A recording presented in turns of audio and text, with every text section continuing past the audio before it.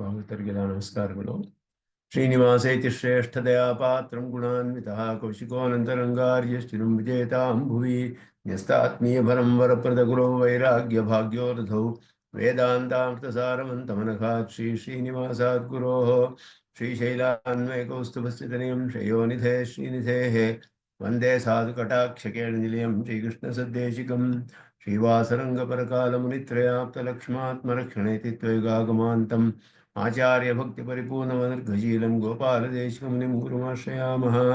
नारायणाख्यतिराजपदाब्जभृङ्गश्रीवासयोगिगुरुणार्पितभारमीशे भक्त्यादिपूर्णवरदारिकृपात्तचिह्नं श्रीश्रीनिवासमुनिवर्यमहं प्रपद्ये। श्रीनारायणयोगीन्द्रवरदारिकृपाश्रयं रङ्गेशपादविनतं श्रीनिवासमुनिं भजे।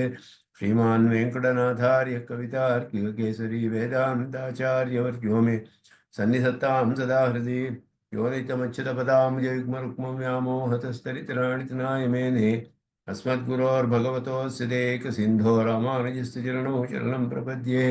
निगाहे आमनं तीर्थं साधुवृन्दावने स्थितं निरस्तजिह्मगस्पर्शेऽत्र कृष्णकृतादरः।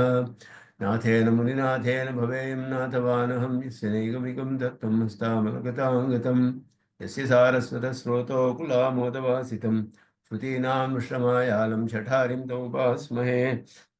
वन्दे वैकुण्ठसेनान्यं देवं सूत्रवती सकं यद्वेत्र शिखरस्पन्दे विश्वमेतद्व्यवस्थितं सह धर्मचरीं शौरेः सम्मन्त्रितजगद्धितामनुग्रहमयीं वन्दे नित्यमज्ञातनिग्रहां कमप्याद्यं गुरुं वन्दे कमलागृहमेधिनं प्रवक्ता छन्दसां भक्ता पञ्चरात्रस्य स्वयं ज्ञानानन्दमयं देवं निर्मलस्फटिकाकृतिम् आधारं सर्वविद्यानां हैग्रीयमुपास्महे। वसुदेवसुतं देवं कंसचाणूरमर्दनं देवकी परमानन्दं कृष्णं वन्दे जगद्गुरुं पार्थाय प्रतिबोधितां भगवता नारायणेन स्वयं व्यासेन ग्रथितां पुराणमुनिना मध्ये महाभारतम् अद्वैतामृतवर्षिणीं भगवतीमष्टादशाध्यायिनीम् अम्ब त्वामनुसन्दधामि भगवद्गीते भवद्वेषिणीं यत्पदाम्भोरुहध्यानविध्वस्ता शेषकल्मषः वस्तुतामुपयातोऽहं यामुनेयं नमामि तम्। यतिपरिपृढो यद्गीतानामदर्शयतञ्जसा निगमपरुषन्नेदीयां संनिरामयमाशयं जलनपदवी यातायातश्रमापहरां धियं जनेतु समे देव श्रीमान् धनञ्जय सारथिः सन्तसारथयः चित्ततमः प्रमथिनीमिमां भजन्तु भगवद्गीताभाष्यतात्पर्यचन्द्रिकाम्। श्रीमते रामानुजाय नमः। श्रीमते निगमान्तमहादेशिकाय नमः।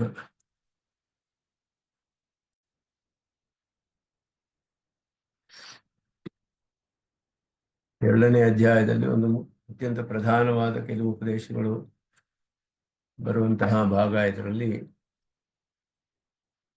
45-46 ಶ್ಲೋಕಗಳು ಆರಂಭಿಸಿದ್ದವು. ತ್ರೈಗುಣ್ಯ ವಿಷಯ ವೇದ ನಿಸ್ತ್ರೈಗುಣ್ಯೋ ಭವಾರ್ಜುನ ನಿರ್ದ್ವಂದ್ವ ನಿತ್ಯಸತ್ವಸ್ಥ ನಿರ್ಯೋಗಕ್ಷೇಮ ಆತ್ಮವಾನ್ ಯಾವಾನರ್ಥ ಉದಪಾನೆ ಸರ್ವತಃ ಸಂಪ್ಲುತೋದಕೆ ತಾವಾನ್ ಸರ್ವೇಷು ವೇದೇಶು ಬ್ರಾಹ್ಮಣಸ್ಯ ವಿಜಾನತಃ. ಅದಕ್ಕೆ ಪ್ರವೇಶದಲ್ಲಿ ಹೇಳ್ತಾರೆ ಭಾಷ್ಯಕಾರರು, ಏವಮಪಿ ಅತ್ಯಲ್ಪ ಫಲಾನಿ ಪುನರ್ಜನ್ಮ ಪ್ರಸವಾನಿ ಕರ್ಮಾಣಿ. ಕರ್ಮಗಳೆಲ್ಲ ಅಲ್ಪವಾದ ಫಲ ಕೊಡುವಂತಹದ್ದು, ಮತ್ತೆ ಜನ್ಮ ಪಡೆಯುವುದಕ್ಕೆ ಕಾರಣವಾಗುವಂತಹದ್ದು, ಜನ್ಮವನ್ನು ಉಂಟು ಮಾಡುವಂತಹದ್ದು. ಇಂತಹ ಕರ್ಮಗಳನ್ನ ಮಾತಾಪಿತೃ ಸಹಸ್ರೇಭ್ಯೋಪಿ ವತ್ಸಲತರ, ಸಾವಿರಾರು ಮಾತೃಪಿತೃಗಳಿಗಿಂತ ವತ್ಸಲ ಹೆಚ್ಚಾದ ವಾತ್ಸಲ್ಯವುಳ್ಳಂತಹ ಆತ್ಮೋಜ್ಜೀವನೇ ಪ್ರವೃತ್ತ ವೇದ, ಆತ್ಮದ ಉಜ್ಜೀವನದಲ್ಲಿಯೇ ಪ್ರವೃತ್ತರಾಗಿರುವುದು, ಆತ್ಮೋನ್ನತಿಯನ್ನೇ ಹಿತವನ್ನೇ ಬಯಸುವಂತಹ ವೇದಗಳು ಕಿಮರ್ಥಂ ವದಂತಿ, ಯಾವ ಕಾರಣಕ್ಕೆ ಇದನ್ನೆಲ್ಲ ಉಪದೇಶ ಮಾಡ್ತಾ ಇದೆ ವೇದಗಳು. ಕಥಂ ವಾ ವೇದೋತೀತಂ ತ್ಯಾಜ್ಯತೆಯ ಉಚ್ಯತೆ. ಹಾಗೆ ವೇದಗಳಲ್ಲಿ ಹೇಳಿದ್ರು ಕೂಡ ಅದನ್ನು ಹೇಗೆ ತ್ಯಾಗ ಮಾಡೋಕ್ಕೆ ಸಾಧ್ಯ? ವೇದದಲ್ಲಿ ಹೇಳಿರುವುದೆಲ್ಲ ಪರಮ ಪ್ರಮಾಣವಾಯ್ತಲ್ಲ, ಅದು ಹೇಗೆ ತ್ಯಾಗ ಮಾಡುವುದಕ್ಕೆ ಸಾಧ್ಯ ಅನ್ನುವ ಪ್ರಶ್ನೆ ಸಾಧಾರಣವಾಗಿ ಬರುತ್ತೆ. ಯಾಕೆ ಅಂದರೆ ಇಲ್ಲಿ ವ್ಯವಸಾಯಾತ್ಮಿಕ ಬುದ್ಧಿ ಏಕೇಹ ಕುರುನಂದನ ಬಹುಶಾಖಾ ಹ್ಯನಂತಾಶ್ಚ ಬುದ್ಧಯ ಅವ್ಯವಸಾಯಿನಃ ಅಂತ ಕೃಷ್ಣನು ಉಪದೇಶ ಮಾಡಿದ ಮೇಲೆ ಪಾರ್ಥನ ಮನಸ್ಸಿನಲ್ಲಿ, ಅಂದರೆ ನಮಗೂ ಓದುವ ಎಲ್ಲರಿಗೂ ಕೂಡ ಈ ಶಾಸ್ತ್ರದ ಅಧ್ಯಯನ ಮಾಡುವವರಿಗೆ ಈ ಶ್ಲೋಕವನ್ನು ನೋಡಿದ ಮೇಲೆ ಬಹುಶಃ ಅನಂತಹ ಅವ್ಯವಸಾಯಿನಃ ಬುದ್ಧಯ ಅಂತ ಹೇಳಿದಾಗ ಅವರೆಲ್ಲ ವ್ಯವಸಾಯಿಗಳಲ್ಲ. ಆ ಬಹುಶಾಖೆಗಳು ಅನಂತಗಳು ಎಲ್ಲ ವೇದದಲ್ಲಿ ಹೇಳಿರುವ ವಿಷಯಗಳೇ. ಅದು ಹೇಗೆ ಅವರಿಗೆ ಅವ್ಯವಸಾಯಗಳು ಇದು ಮಾತ್ರ ವ್ಯವಸಾಯಾತ್ಮಿಕ ಬುದ್ಧಿ ಅಂತ ಹೇಳಿದ್ರೆ ಅದನ್ನೆಲ್ಲ ಬಿಡಬೇಕು ಅಂತ ಅರ್ಥ ಬರುತ್ತಲ್ಲ, ವೇದದಲ್ಲಿ ಹೇಳಿರೋದೆ. ಅದು ಹೇಗೆ ತ್ಯಾಗ ಮಾಡೋಕ್ಕೆ ಸಾಧ್ಯ? ಹಿತವನ್ನೇ ಬೋಧಿಸುವಂತಹ ವೇದಗಳು ಅಂತಹ ಕರ್ಮಗಳನ್ನೇ ಯಾಕೆ ಉಪದೇಶ ಮಾಡಬೇಕು? ಈ ಪ್ರಶ್ನೆ ಸಾಧಾರಣವಾಗಿ ಮನಸ್ಸಿನಲ್ಲಿ ಬರುತ್ತೆ ಅನ್ನುವ ದೃಷ್ಟಿಯಿಂದ ಅದನ್ನು ಸಂಗತಿಯನ್ನಾಗಿ ಭಾಷ್ಯಕಾರರು ಇಲ್ಲಿ ಹೇಳಿ, ಅದಕ್ಕೆ ಉತ್ತರವನ್ನ ಕೃಷ್ಣನೇ ಈ ರೀತಿ ಪ್ರಶ್ನೆ ಸಂದೇಹ ಬರುತ್ತೆ ಈ ಶ್ಲೋಕದಲ್ಲಿ, ಅದಕ್ಕೆ ಭಗವಂತನೇ ಉತ್ತರವನ್ನ ಕೊಡ್ತಾ ಇರೋದಿಲ್ಲಿ. ತ್ರೈಗುಣ್ಯ ವಿಷಯ ವೇದಾಹ. ತ್ರೈಗುಣ್ಯ ಅಂದ್ರೆ ಸತ್ವರಜಸ್ ತಮಸ್ಸು ಅನ್ನೋ 3 ಗುಣಗಳು ಅಂತ ಅರ್ಥ. ವೇದದಲ್ಲಿ ಕರ್ಮಗಳಿದೆ, ಗುಣಗಳಿಲ್ಲ. ಸತ್ವರಜಸ್ ತಮಸ್ಸುಗಳನ್ನು ಹೇಳ್ತಾ ಇಲ್ಲ, ವೇದಕ್ಕೆ ವಿಷಯವಲ್ಲ. ಕರ್ಮಗಳು ತಾನೇ ವಿಷಯ. ಕರ್ಮಗಳು ಮತ್ತೆ ಅದಕ್ಕೆ ಅಂಗವಾದ ಕರ್ಮಗಳು ಇವುಗಳು ತಾನೇ ವಿಷಯ. ಅದಕ್ಕೆ ಕರ್ಮಗಳಂತಾನೆ ಉಪದೇಶ ಮಾಡುತ್ತೆ. ವೇದೋಖಿಲೋ ಧರ್ಮ ಮೂಲಂ. ಧರ್ಮ ಅಂದ್ರೆ ಕರ್ಮಗಳು, ಧರ್ಮ ಸಾಧನಗಳು, ಚತುರ್ವಿಧ ಧರ್ಮಗಳಿಗೆ, ಪುರುಷಾರ್ಥಗಳಿಗೆ ಸಾಧನಗಳಂತಾನೆ ಹೇಳುತ್ತೆ. ತ್ರೈಗುಣ್ಯ ವಿಷಯ ಅಂದ್ರೆ ಏನರ್ಥ ಅಂದ್ರೆ ಭಾಷ್ಯಕಾರರು ಅರ್ಥ ಮಾಡ್ತಾರೆ, ತ್ರೈಗುಣ್ಯವನ್ನ ಅತ್ಯಧಿಕವಾಗಿ ಹೊಂದಿರುವಂತಹ ಪುರುಷರಿಗೆ ಅದು ವಿಷಯವಾಗಿದೆ. ತ್ರೈಗುಣ್ಯ ಹೊಂದಿರುವಂತಹ ಸತ್ವರಜಸ್ತಮಸ್ಸು ಅನ್ನುವ ಗುಣವೊಂದ ಪುರುಷರನ್ನ ವಿಷಯವಾಗಿ ಹೊಂದಿದೆ ವೇದಗಳು ಅತ್ಯಧಿಕವಾಗಿ. ಅದೇ ಆದ್ದರಿಂದ ನಿಸ್ತ್ರೈಗುಣ್ಯೋ ಭವ ಅಂತ ಹೇಳಿದ್ರೆ ಆ ಗುಣಗಳು ಇಲ್ಲದೆ ಇರುವ ಹಾಗೆ ಆಗ್ಬಿಡು. ಗುಣಗಳು ಇಲ್ಲದೆ ಇರುವ ಹಾಗೆ ಹೇಗಾಗಕ್ಕೆ ಸಾಧ್ಯ? ಶರೀರ ಸಂಬಂಧ ಇರುವ ತನಕ ಶರೀರ ತ್ರಿಗುಣಾತ್ಮಕವಾದದ್ದು, ಇಂದ್ರಿಯಗಳು ತ್ರಿಗುಣಾತ್ಮಕವಾದವು, ಅಹಂಕಾರಿಕವಾದವು. ಮನಸ್ಸು 10 ಇಂದ್ರಿಯಗಳು, ಕರ್ಮೇಂದ್ರಿಯಗಳು, ಜ್ಞಾನೇಂದ್ರಿಯಗಳು ಎಲ್ಲ ಅಹಂಕಾರ ತತ್ವದಿಂದ ಸೃಷ್ಟಿಯಾಗುವಂತಹದ್ದು. ಅಹಂಕಾರ ತತ್ವವು ಪ್ರಕೃತಿಯ ಪರಿಣಾಮ, ಅದು ತ್ರಿಗುಣಾತ್ಮಕವಾದದ್ದೇ. ಪಂಚಭೂತಗಳಿಂದ ಮಾಡಿದ ದೇಹವೂ ಕೂಡ ತ್ರಿಗುಣಾತ್ಮಕವಾದದ್ದು. ಆದ್ದರಿಂದ ಹೇಗೆ ನಿಸ್ತ್ರೈಗುಣ್ಯ ಅಂದ್ರೆ ಏನರ್ಥ ಹೇಳಿದ್ರೆ ಸತ್ವವನ್ನ ಅಧಿಕ ಮಾಡ್ಕೋ, ತಮಸ್ಸು ರಜಸ್ಸನ್ನ ಕಡಿಮೆ ಮಾಡ್ಕೋ ಅಂತ ಅರ್ಥ. ಈ 3 ಗುಣಗಳು ಯಾವಾಗಲೂ ಇರುತ್ತೆ. ಪ್ರಕೃತಿ ಸಂಬಂಧ ಇರುವವರೆಗೂ ಸತ್ವ ರಜಸ್ ತಮಸ್ಸುಗಳ ಸಂಬಂಧ ಹೋಗೋದಿಲ್ಲ. ಆದರೆ ಅದರಲ್ಲಿ ಸತ್ವವನ್ನೇ ಹೆಚ್ಚು ಮಾಡಿಕೊಳ್ಬೇಕು ಅನ್ನುವ ಉದ್ದೇಶ. ನಿರ್ದ್ವಂದ್ವ ಅಂದರೆ ಈ ಸುಖ ದುಃಖಾದಿಗಳು ದ್ವಂದ್ವಗಳು ಯಾವುದಿದೆಯೋ ಅದನ್ನೆಲ್ಲ ಜಯಿಸಬೇಕು. ನಿತ್ಯ ಸತ್ವಸ್ಥ, ಸತ್ವದಲ್ಲಿಯೇ ಹೆಚ್ಚಾಗಿ ಅಧಿಕ ಮಾಡಿಕೊಂಡು ಸಾತ್ವಿಕವಾದ ಪ್ರವೃತ್ತಿಯನ್ನು ಹೊಂದಿರುವಂತಹದ್ದು. ನಿರ್ಯೋಗಕ್ಷೇಮ ಆತ್ಮವಾನೇ, ಆತ್ಮ ವಿಷಯವಾಗಿ ನೀನು ಚಿಂತೆ ಮಾಡಬೇಕು. ಮಿಕ್ಕ ವಿಷಯಗಳೆಲ್ಲ ಯೋಗಕ್ಷೇಮವನ್ನು ನೀನು ಅದರ ಬಗ್ಗೆ ಯೋಚಿಸಬೇಡ. ಯೋಗಕ್ಷೇಮ ಅಂದರೆ ಯೋಗ ಅಂದರೆ ಅಪ್ರಾಪ್ತಸ್ಯ ಪ್ರಾಪ್ತಿ ಯೋಗ ಹೇಳಿದ್ರು. ಪ್ರಾಪ್ತಸ್ಯ ಪರಿರಕ್ಷಣಂ ಕ್ಷೇಮ. ಯೋಗ ಕ್ಷೇಮ ಅಂದರೆ ಯಾವುದು ನಮಗೆ ಸಿಗದೇ ಇರೋದು ಸಿಗೋದು ಯೋಗ ಅಂತ ಅರ್ಥ. ಅದನ್ನ ರಕ್ಷಿಸಿಕೊಂಡು ಇಟ್ಕೊಳ್ಳೋದು ಕ್ಷೇಮ ಅಂತ. ಯೋಗಕ್ಷೇಮ ಅಂದ್ರೆ ಅದುವೇ ಅರ್ಥ ಯೋಗಕ್ಷೇಮ ಶಬ್ದಕ್ಕೆ. ಯಾವಾನರ್ಥ ಉದಪಾನೆ ಸರ್ವತ. ಅದು ಹೇಗೆ ಅಂತ ಹೇಳಿದ್ರೆ ಯಾವಾನರ್ಥ ಉದಪಾನೆ ಸರ್ವತಃ ಸಂಪ್ಲುತೋದಕ್ಕೆ. ಎಲ್ಲ ಕಡೆಯಲ್ಲಿಯೂ ಸಂಪ್ಲುತೋದಕ್ಕೆ ಅತ್ಯಂತ ಹೆಚ್ಚಾದ ನೀರನ್ನು ಹೊಂದಿರುವಂತಹ ಒಂದು ಸರೋವರ, ತಟಾಕ ಮೊದಲಾದ ಜಲಾಶಯಗಳಲ್ಲಿ ಯಾವಾನರ್ಥ ಉದಪಾನೆ, ಅವನಿಗೆ ಎಷ್ಟು ಬೇಕೋ ಅಷ್ಟನ್ನು ಮಾತ್ರ, ಯಾವ ಪ್ರಯೋಜನಕ್ಕಾಗಿ ಒಬ್ಬನಿಗೆ ಬೇಕೋ ಅಷ್ಟು ಮಾತ್ರ ಅವನು ಆ ಪ್ರಯೋಜನಕ್ಕೆ ಅಷ್ಟು ತೀರ್ಥವನ್ನು ಒಬ್ಬ ತಗೊಳ್ತಾನೆ. ಆ ರೀತಿಯಲ್ಲಿಯೇ ತಾವಾನ್ ಸರ್ವೇಷು ವೇದೇಶು, ವೇದಗಳಲ್ಲಿ ಎಲ್ಲ ವಿಷಯಗಳು, ಎಲ್ಲ ಅಧಿಕಾರಿಗಳಿಗೂ ವಿಷಯಗಳಿದೆ. ಅದರಲ್ಲಿ ಬ್ರಾಹ್ಮಣಸ್ಯ ವಿಜಾನತಃ, ತಿಳಿದವನು, ವೈದಿಕನಾದವನು, ವೇದವನ್ನು ಅಧ್ಯಯನ ಮಾಡಿದವನು, ಅವನು ಬ್ರಾಹ್ಮಣ ಅನ್ನೋದು ಜಾತಿಯನ್ನು ತಿಳಿಸೋದಿಲ್ಲ. ವೇದಾಧ್ಯಯನ ಮಾಡಿದವರು ವೇದಾಧಿಕಾರಿಗಳನ್ನು ತಿಳಿಸುತ್ತೆ. ತಿಳಿದಂತಹ ವಿವೇಕಿಯಾದವನು ತನಗೆ ಎಷ್ಟು ಪ್ರಯೋಜನವೋ, ಯಾವುದು ಪ್ರಧಾನವಾದ ಪ್ರಯೋಜನ ಅದನ್ನು ಮಾತ್ರ ಸ್ವೀಕರಿಸಬೇಕು ಅನ್ನುವ ಉದ್ದೇಶ ಇಲ್ಲಿದೆ. ತ್ರಯೋಃ ಗುಣಾಃ, ತ್ರಯಃ ಗುಣಾಃ, ತ್ರಯೋ ಗುಣಾಃ, ತ್ರಯಃ ಗುಣಾಃ ತ್ರೈಗುಣ್ಯಂ ಸತ್ವರಜಸ್ತಮಾಂಸಿ. 3 ಗುಣಗಳೇ ಸತ್ವ ರಜಸ್ ತಮಸ್ಸು ತ್ರೈಗುಣ್ಯಂ ಅಂತ ಹೇಳಲ್ಪಟ್ಟಿದೆ ಇಲ್ಲಿ. ಸತ್ವರಜಸ್ ತ್ರೈಗುಣ್ಯ ಅನ್ನುವ ಶಬ್ದದಿಂದ ಏನು ಹೇಳಲ್ಪಟ್ಟಿದೆ ಅಂದ್ರೆ ಸತ್ವರಜಸ್ತಮ ಪ್ರಚುರಾಹ ಪುರುಷಾಹ. ತ್ರೈಗುಣ್ಯ ಶಬ್ದೇನ ಉಚ್ಯಂತೆ, ಪುರುಷರು ಹೇಳಲ್ಪಟ್ಟಿದ್ದಾರೆ. ಆದ್ದರಿಂದ ಲೋಕೋಯಂ ಕರ್ಮಬಂಧನ ಅಂದ್ರೆ ಲೋಕ ಅಂದ್ರೆ ಲೋಕದಲ್ಲಿರುವ ಪುರುಷರು, ಇಲ್ಲ ಆಗುವ ಕೆಲಸಗಳು ಆ ರೀತಿ ಎಲ್ಲ ಬರುತ್ತೆ. ಲೋಕ ಶಬ್ದದಿಂದ ಲೋಕದಲ್ಲಿರುವವರು ಉಪಲಕ್ಷಿಸುತ್ತಾರೆ. ಹಾಗೆ 3 ಗುಣಗಳನ್ನು ಉಳ್ಳ ಪುರುಷರು ಹೇಳಲ್ಪಟ್ಟಿದ್ದಾರೆ ಇಲ್ಲಿ. ಅತ್ಯಧಿಕವಾಗಿ ಸತ್ವರಜಸ್ತಮಸ್ಸುಗಳನ್ನು ಉಳ್ಳಂತಹ ಪುರುಷರ ವಿಷಯ ಇಲ್ಲಿ ಹೇಳಲ್ಪಟ್ಟಿರೋದು ತ್ರೈಗುಣ್ಯ ಅನ್ನುವ ಶಬ್ದದಿಂದ. ತದ್ವಿಷಯಾ ವೇದಾಹ, ಅವರನ್ನ ವಿಷಯವಾಗಿ ಹೊಂದಿದೆ ವೇದಗಳು. ತಮಃ ಪ್ರಚುರಾಣಾಂ ರಜಃ ಪ್ರಚುರಾಣಾಂ ಸತ್ವ ಪ್ರಚುರಾಣಾಂಚ ವತ್ಸಲತರತೆಯ ಏವ ಇತಂ ಅವಬೋಧಯಂತಿ ವೇದಾಹ. ಕೆಲವರಿಗೆ ತಮಸ್ಸೆ ಅತ್ಯಧಿಕವಾಗಿರುತ್ತೆ, ಕೆಲವರಿಗೆ ತಮಸ್ಸು ಅಧಿಕವಾಗಿರುತ್ತೆ, ಕೆಲವರಿಗೆ ರಜಸ್ಸು ಅಧಿಕವಾಗಿರುತ್ತೆ, ಕೆಲವರಿಗೆ ಸತ್ವವೂ ಅಧಿಕವಾಗಿರುತ್ತೆ. ಅವುಗಳ ಪ್ರಾಚುರ್ಯವಿರುತ್ತೆ. ಇದನ್ನ ಮೊದಲು ಯಾಕೆ ತಮಸ್ಸು ಹೇಳಿದ್ದಾರೆ ಅಂದರೆ, ಲೋಕದಲ್ಲಿ ತಮಸ್ಸು ಅಧಿಕವಾಗಿರುವ ಜನರೇ ಹೆಚ್ಚಾಗಿದ್ದಾರೆ ಎನ್ನುವ ದೃಷ್ಟಿಯಿಂದ. ಅದಾದ ಮೇಲೆ ರಜಸ್ಸು, ಅದಾದ ಮೇಲೆ ಸತ್ವ. ಹೀಗೆ ಆ ಕ್ರಮವೂ ಕೂಡ ಭಾಷಿಕಾರರು ಹೇಳೋದು ಅದರಲ್ಲಿ ಒಂದು ವಿಶೇಷವಿದೆ.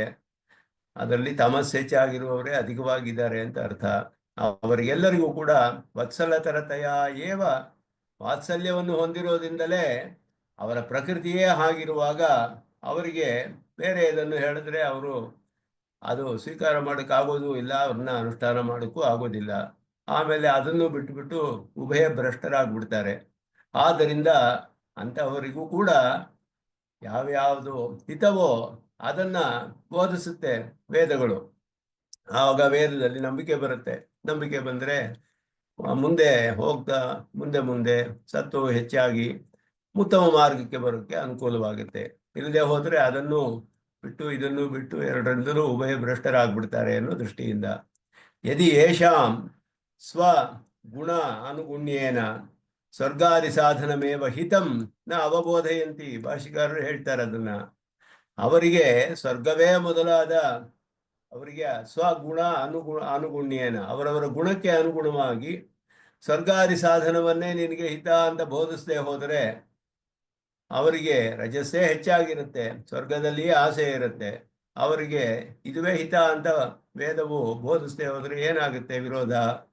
ತದಾ ಏತೆ ರಜಸ್ತಮ ಪ್ರಚುರತೆಯ ಸಾತ್ವಿಕ ಫಲ ಮೋಕ್ಷ ವಿಮುಖಾ, ಸಾತ್ವಿಕವಾದ ಫಲವಾದ ಮೋಕ್ಷದಿಂದಲೂ ವಿಮುಖರಾಗಿ. ಯಾಕೆಂದ್ರೆ ಅವರಿಗೆ ರಜಸ್ಸು ತಮಸ್ಸು ಹೆಚ್ಚಾಗಿದೆ, ಸತ್ವ ಇಲ್ಲ ಅವರಿಗೆ. ರಜಸ್ಸು ತಮಸ್ಸು ಹೆಚ್ಚಾಗಿರುವಂತಹ ಅಧಿಕಾರಿಗಳಿಗೆ ಸ್ವರ್ಗಾದಿ ಫಲಗಳನ್ನ ವೇದವು ಬೋಧಿಸದೆ ಹೋದರೆ ಇದುವೇ ಹಿತ ಅಂತ ಏನು ದೋಷ ಬರುತ್ತೆ, ಏನಾಗುತ್ತೆ ಆವಾಗ ಲೋಕದಲ್ಲಿ ಅಂದರೆ, ಅವರಿಗೆ ಸತ್ವ ಹೆಚ್ಚಾಗಿಲ್ಲ, ಆದ್ದರಿಂದ ಮೋಕ್ಷದಿಂದ ವಿಮುಖರಾಗಿದ್ದಾರೆ. ಸ್ವ ಅಪೇಕ್ಷಿತ ಫಲ ಸಾಧನಂ ಅಜಾನಂತಹ, ಬೇರೆ ರಜಸ್ಸೇ ಹೆಚ್ಚಾಗಿರೋದ್ರಿಂದ ತಮ್ಮ ಪ್ರಕೃತಿಗೆ ತಮಗೆ ಇಷ್ಟವಾಗುವಂತಹ ಫಲಕ್ಕೆ ಏನು ಸಾಧನ ಅನ್ನೋದು ತಿಳಿಲಿಲ್ಲ ಅವರಿಗೆ. ಮೋಕ್ಷದಲ್ಲಿ ಇಚ್ಛೆಯೂ ಇಲ್ಲ, ಯಾಕೆ ಅಂದರೆ ಸತ್ವ ಅಧಿಕವಾಗಿದೆ ಇರೋದ್ರಿಂದ. ಅದರಿಂದ ಏನಾಗುತ್ತೆ ಅವರಿಗೆ ಕಾಮ ಪ್ರಾವಣ್ಯ ವಿವಶಾಹ, ಆಸೆಯೇ ಬಹಳ ಅತ್ಯಂತ ಹೆಚ್ಚಾಗಿ, ಕಾಮವೇ ಹೆಚ್ಚಾಗಿ, ಅನುಪಾದೇಶು ಉಪಾದೇಯ ಭ್ರಾಂತಿಯ ಪ್ರವಿಷ್ಟಾ ಪ್ರನಷ್ಟಾ ಭವೇಯು, ಯಾವುದು ಸ್ವೀಕಾರಾರ್ಹವಲ್ಲವೋ ಅದನ್ನೇ ಸ್ವೀಕಾರಾರ್ಹವಾದದ್ದು, ಉಪಾದೇಯವಲ್ಲದರಲ್ಲಿ ಉಪಾದೇಯ ಅನ್ನುವ ಬುದ್ಧಿ. ಉಪಾದೇಯ ಅಂದರೆ ಯಾವುದನ್ನು ಸ್ವೀಕಾರ ಮಾಡಬೇಕೋ ಅದು, ಯಾವುದು ಸ್ವೀಕಾರ ಮಾಡಬಾರ್ದೋ ಅದವೇ ಸರಿ ಅಂತ ಭ್ರಾಂತಿಯಿಂದ ತಪ್ಪಾಗಿ ತಿಳಿದು ಅದನ್ನೇ ಅನುಷ್ಠಾನ ಮಾಡಿ ನಷ್ಟರಾಗ್ಬಿಡ್ತಾರೆ. ಪ್ರನಷ್ಟಾ ಭವೇಯು. ಅತಃ ತ್ರೈಗುಣ್ಯ ವಿಷಯ ವೇದ, ಎಲ್ಲರಿಗೂ ವೇದವು ಬೋಧಿಸುತ್ತೆ. ಅವರವರ ಪ್ರಕೃತಿಗೆ ಅನುಗುಣವಾಗಿ ಅದುವೇ ಅವರಿಗೆ ಹಿತವಾಗುತ್ತೆ. ಆದ್ದರಿಂದ ಅದನ್ನೇ ವೇದವು ಬೋಧಿಸುತ್ತೆ. ತ್ವಂತು ನಿಸ್ತ್ರೈಗುಣ್ಯೋ ಭವ, ನೀನಾದರೂ ಆಗಿಲ್ಲ ನಿಸ್ತ್ರೈಗುಣ್ಯನಾಗು ಅಂತ ಹೇಳಿದ್ರೆ, ಇದಾನೀಂ ಸತ್ವ ಪ್ರಚುರಸ್ತ್ವಂ ತದೇವ ವರ್ಧಯ, ಇವಾಗ ನಿನ್ಗೆ ಸತ್ವ ಅತ್ಯಧಿಕವಾಗಿದೆ, ಸತ್ವ ಅಧಿಕವಾಗಿದೆ ಅಂತ ಭಾಷಿಕಾರರು ಹೇಳಿದ್ರು. ಕೃಷ್ಣನ ಅಭಿಪ್ರಾಯದಲ್ಲಿ ಅರ್ಜುನನಿಗೆ ಈ ಸಮಯದಲ್ಲಿ ಸತ್ವವು ಅಧಿಕವಾಗಿದೆ ಅಂತ ಕೃಷ್ಣನ ಅಭಿಪ್ರಾಯ. ಹೇಗೆ ಅಂತ ಹೇಳಿದ್ರೆ, ಶ್ರೇಯಸ್ಯಾನ್ ನಿಶ್ಚಿತಂ ಬ್ರೂಹಿ ತನ್ಮೇ ಶಿಷ್ಯಸ್ತೇಹಂ ಶಾಧಿಮಾಂ ತ್ವಾಂ ಪ್ರಪನ್ನಂ ಅಂತ ಪ್ರಪತ್ತಿ ಮಾಡಿ ಯಾವುದು ಶ್ರೇಯಸ್ಸು ಹೇಳು, ಉಪದೇಶ ಮಾಡು ಅಂತ ಕೇಳದ್ನಲ್ಲ. ಅದರಿಂದ ಅವನಿಗೆ ಸತ್ವ ಅಧಿಕವಾಗಿದೆ ಅಂತ ತಿಳಿಯುತ್ತೆ ಅಂತ ಹೇಳ್ತಾರೆ. ಹಾಗೆ ಇದಾನೀಂ ಸತ್ವ ಪ್ರಚುರ ತ್ವಂ ತದೇವ ವರ್ಧಯ, ಅದನ್ನೇ ಹೆಚ್ಚು ಮಾಡ್ಕೋ. ನ ಅನ್ಯೋನ್ಯ ಸಂಕೀರ್ಣ ಗುಣತ್ರಯ ಪ್ರಚುರ ಭವ. ಕೆಲವು ಕಡೆ ನ ತತ್ಪ್ರಾಚುರ್ಯಂ ವರ್ಧಯ ಇತ್ಯರ್ಥಃ. ರಜಸ್ಸು ತಮಸ್ಸುಗಳು ಹೆಚ್ಚಾಗದೆ ಇರೋ ಹಾಗೆ ನೋಡ್ಕೋ. ಯಾಕೆಂದ್ರೆ ಎಲ್ಲ ಸೇರಿರುತ್ತೆ, 3 ಗುಣಗಳು ಇರುತ್ತೆ. ಆದ್ದರಿಂದ ಅವುಗಳು ಹೆಚ್ಚಾದರೆ ಸತ್ವವು ಕಡಿಮೆ ಆಗಿಬಿಡುತ್ತೆ. ಹಾಗೆ ಮಾಡ್ಕೊಳ್ಳೋಕೆ ಅವಕಾಶ ಕೊಡಬೇಡ. ನಿರ್ದ್ವಂದ್ವ ನಿರ್ಗತ ಸಕಲ ಸಾಂಸಾರಿಕ ಸ್ವಭಾವ. ಸಾಂಸಾರಿಕ ಸ್ವಭಾವ, ಸುಖ ದುಃಖ ಮೊದಲಾದದ್ದೆಲ್ಲ ಯಾವುದಿದೆಯೋ ಅವುಗಳೆಲ್ಲ ಕೂಡ ದ್ವಂದ್ವಗಳು ಅಂತ ಹೇಳಲ್ಪಟ್ಟಿದೆ, ಡ್ಯುಯಾಲಿಟೀಸ್ ಅಂತ ಹೇಳೋದು. ಅವುಗಳೆಲ್ಲ ಆ ಸ್ವಭಾವವನ್ನು ಇಲ್ಲದೆ ಇರೋ ಹಾಗೆ ಮಾಡ್ಕೋ. ನಿತ್ಯ ಸತ್ವಸ್ಥಃ ಗುಣದ್ವಯ ರಹಿತ ನಿತ್ಯ ಪ್ರವೃದ್ಧ ಸತ್ವಸ್ಥಃ ಭವ. 3 ಗುಣಗಳು ಇಲ್ಲದೆ ಇರೋ ಹಾಗೆ ಅಂದ್ರೆ ಸತ್ವವೇ ಹೆಚ್ಚಾಗಿರ್ಬೇಕು ಅಂತ. ನಿತ್ಯ ಸತ್ವಸ್ಥಃ ಅಂತ ಹೇಳಿದ್ರೆ ರಜಸ್ಸು ತಮಸ್ಸು ಇಲ್ಲದೆ ಇರೋ ಹಾಗೆ ಸತ್ವವೇ ಅಧಿಕವಾಗಿರೋ ಹಾಗೆ ಮಾಡ್ಕೋಬೇಕು. ಅದು ಹೇಗೆ ಮಾಡೋದು? ಕಥಂ ಇತಿ ಚೇತ್ ನಿರ್ಯೋಗಕ್ಷೇಮ ಆತ್ಮಸ್ವರೂಪ ತತ್ಪ್ರಾಪ್ತಿ ಉಪಾಯ ಬಹಿರ್ಭೂತಾನಾಂ ಅರ್ಥಾನಾಂ ಯೋಗಂ ಪ್ರಾಪ್ತಾನಾಂಚ ಕ್ಷೇಮಂ ಪರಿತ್ಯಜ್ಯ ಆತ್ಮವಾನ್ ಭವ. ಆತ್ಮಸ್ವರೂಪ ಅನ್ವೇಷಣ ಪರೋ ಭವ. ಇದುವೇ ಅರ್ಥ. ನಿರ್ಯೋಗಕ್ಷೇಮ ಆತ್ಮವಾನ್ ನಿರ್ಯೋಗಕ್ಷೇಮ. ಆತ್ಮ ವಿಷಯಕದಲ್ಲಿ ಆತ್ಮದ ಸ್ವರೂಪವನ್ನ ತಿಳಿದುಕೊಳ್ಳಕ್ಕೆ ಪ್ರಯತ್ನ ಪಡು. ಆಗ ಆತ್ಮಸ್ವರೂಪಕ್ಕಿಂತ ಹೊರಗಿರುವಂತಹ ಯಾವ್ಯಾವುದು ಇದೆಯೋ ಆತ್ಮವನ್ನ ಸ್ವರೂಪವನ್ನ ತಿಳಿಯೋದಕ್ಕೆ ಉಪಾಯವಾಗಿದೆ ಯಾವುದಿದೆಯೋ ಅದಕ್ಕಿಂತ ಹೊರಗಿರುವಂತಹ ಬೇರೆಯದಾದ ಆ ಈ ವಿಷಯಗಳಲ್ಲಿ ಬಹಿರ್ಭೂತಾನಾಂ ಅರ್ಥಾನ, ಆ ಪ್ರಯೋಜನಗಳನ್ನ ಪಡೆದುಕೊಳ್ಳೋದಾಗಲಿ ಅದನ್ನ ರಕ್ಷಿಸೋದಾಗಲಿ ಅದನ್ನ ಮಾಡದೆ ಆತ್ಮ ವಿಷಯದ ಅನ್ವೇಷಣೆಯನ್ನು ಮಾಡು. ಆತ್ಮ ವಿಷಯವನ್ನು ತಿಳಿದುಕೊಳ್ಳೋದಕ್ಕೆ ಪ್ರಯತ್ನ ಪಡು ಅಂತ ಅರ್ಥ. ಇಲ್ಲಿ ನಿರ್ಯೋಗಕ್ಷೇಮ ಆತ್ಮವಾನ್ ಅಂತ ಇಲ್ಲಿ ಹೇಳ. ಪ್ರಾಪ್ತಸ್ಯ ಪ್ರಾಪ್ತಿ ಯೋಗ, ಪ್ರಾಪ್ತಸ್ಯ ಪರಿರಕ್ಷಣಂ ಕ್ಷೇಮ. ನಮ್ಗೆ ಇಲ್ಲದೆ ಇರೋದನ್ನ ಪಡೆದುಕೊಳ್ಳೋದಕ್ಕೆ ಯೋಗ ಅಂತ, ಅದರ ಪ್ರಾಪ್ತಿಯಾಗೋದೇ ಯೋಗ ಅಂತ. ಅದನ್ನು ನಾವು ರಕ್ಷಿಸ್ಕೊಂಡು ಹೋಗೋದಕ್ಕೆ ಕ್ಷೇಮ ಅಂತ ಅರ್ಥ. ಏವಂ ವರ್ತಮಾನಸ್ಯತೆ ರಜಸ್ತಮಃ ಪ್ರಚುರತ ಅನಶ್ಯತಿ. ಹೀಗೆ ನೀನು ಸತ್ವವನ್ನೇ ಆತ್ಮ ವಿಷಯಕವಾದ ಸ್ವರೂಪ ತಿಳಿದುಕೊಳ್ಳೋಕೆ ಅದರ ವಿಷಯದಲ್ಲಿಯೇ ನೀನು ಪ್ರವರ್ತಿಸಿದ್ರೆ ರಜಸ್ತಮಸ್ಸು ತಾನಾಗಿಯೇ ಕಡಿಮೆ ಆಗುತ್ತೆ, ಸತ್ವವೇ ಅಧಿಕವಾಗುತ್ತೆ. ಸತ್ವಂಚ ವರ್ಧತೆ ರಜಸ್ತಮ ಪ್ರಚುರತ ಅನಶ್ಯತಿ. ರಜಸ್ಸು ತಮಸ್ಸು ಹೆಚ್ಚಾಗೋದಿಲ್ಲ, ಸತ್ವವು ಅಧಿಕವಾಗುತ್ತೆ. ನಚ ವೇದೋದಿತಂ ಸರ್ವಂ ಸರ್ವಸ್ಯ ಉಪಾದೇಯಂ. ವೇದದಲ್ಲಿ ಹೇಳಿದ ಎಲ್ಲವೂ ಎಲ್ಲರಿಗೂ ಉಪಾದೇಯವಲ್ಲ. ಹೇಗೆ? ಅದಕ್ಕೆ ಇದನ್ನ ದೃಷ್ಟಾಂತವಾಗಿ ಕೊಟ್ಟರು ಇಲ್ಲಿ. ಯಥಾ ಸರ್ವಾರ್ಥ ಪರಿಕಲ್ಪಿತೆ, ಎಲ್ಲಾ ಪ್ರಯೋಜನಕ್ಕೂ ಆಗುವ ಹಾಗೆ ಒಂದು ಜಲಾಶಯವು ಮಾಡಲ್ಪಟ್ಟಿದೆ. ಸರ್ವತಃ ಸಂಪ್ಲುತೋದಕೆ ಉದಪಾನೆ, ಎಲ್ಲ ಕಡೆಯೂ ನೀರು ತುಂಬಿರುವಂತಹ ಒಂದು ಜಲಾಶಯ ಉದಪಾನ. ಅದರಲ್ಲಿ ಒಂದು ಸರೋವರವೋ ತಟಾಕವೋ ಮೊದಲಾದದ್ದು ಎಲ್ಲಾ ಪ್ರಯೋಜನಗಳಿಗೂ ಆಗುತ್ತೆ. ಅದು ಅತ್ಯಂತ ಅಧಿಕವಾದ ತೀರ್ಥವನ್ನು ಹೊಂದಿದೆ. ಅಂತಹ ಸರೋವರದಲ್ಲಿ ಪಿಪಾಸೋಹೋ ಯಾವಾನರ್ಥ. ಒಬ್ಬ ಬಾಯಾರಿಕೆ ಆಗಿರೋವನು ಅವನ ಬಾಯಾರಿಕೆ ಹೋಗುವಷ್ಟು ಎಷ್ಟೋ ಅಷ್ಟದೇ.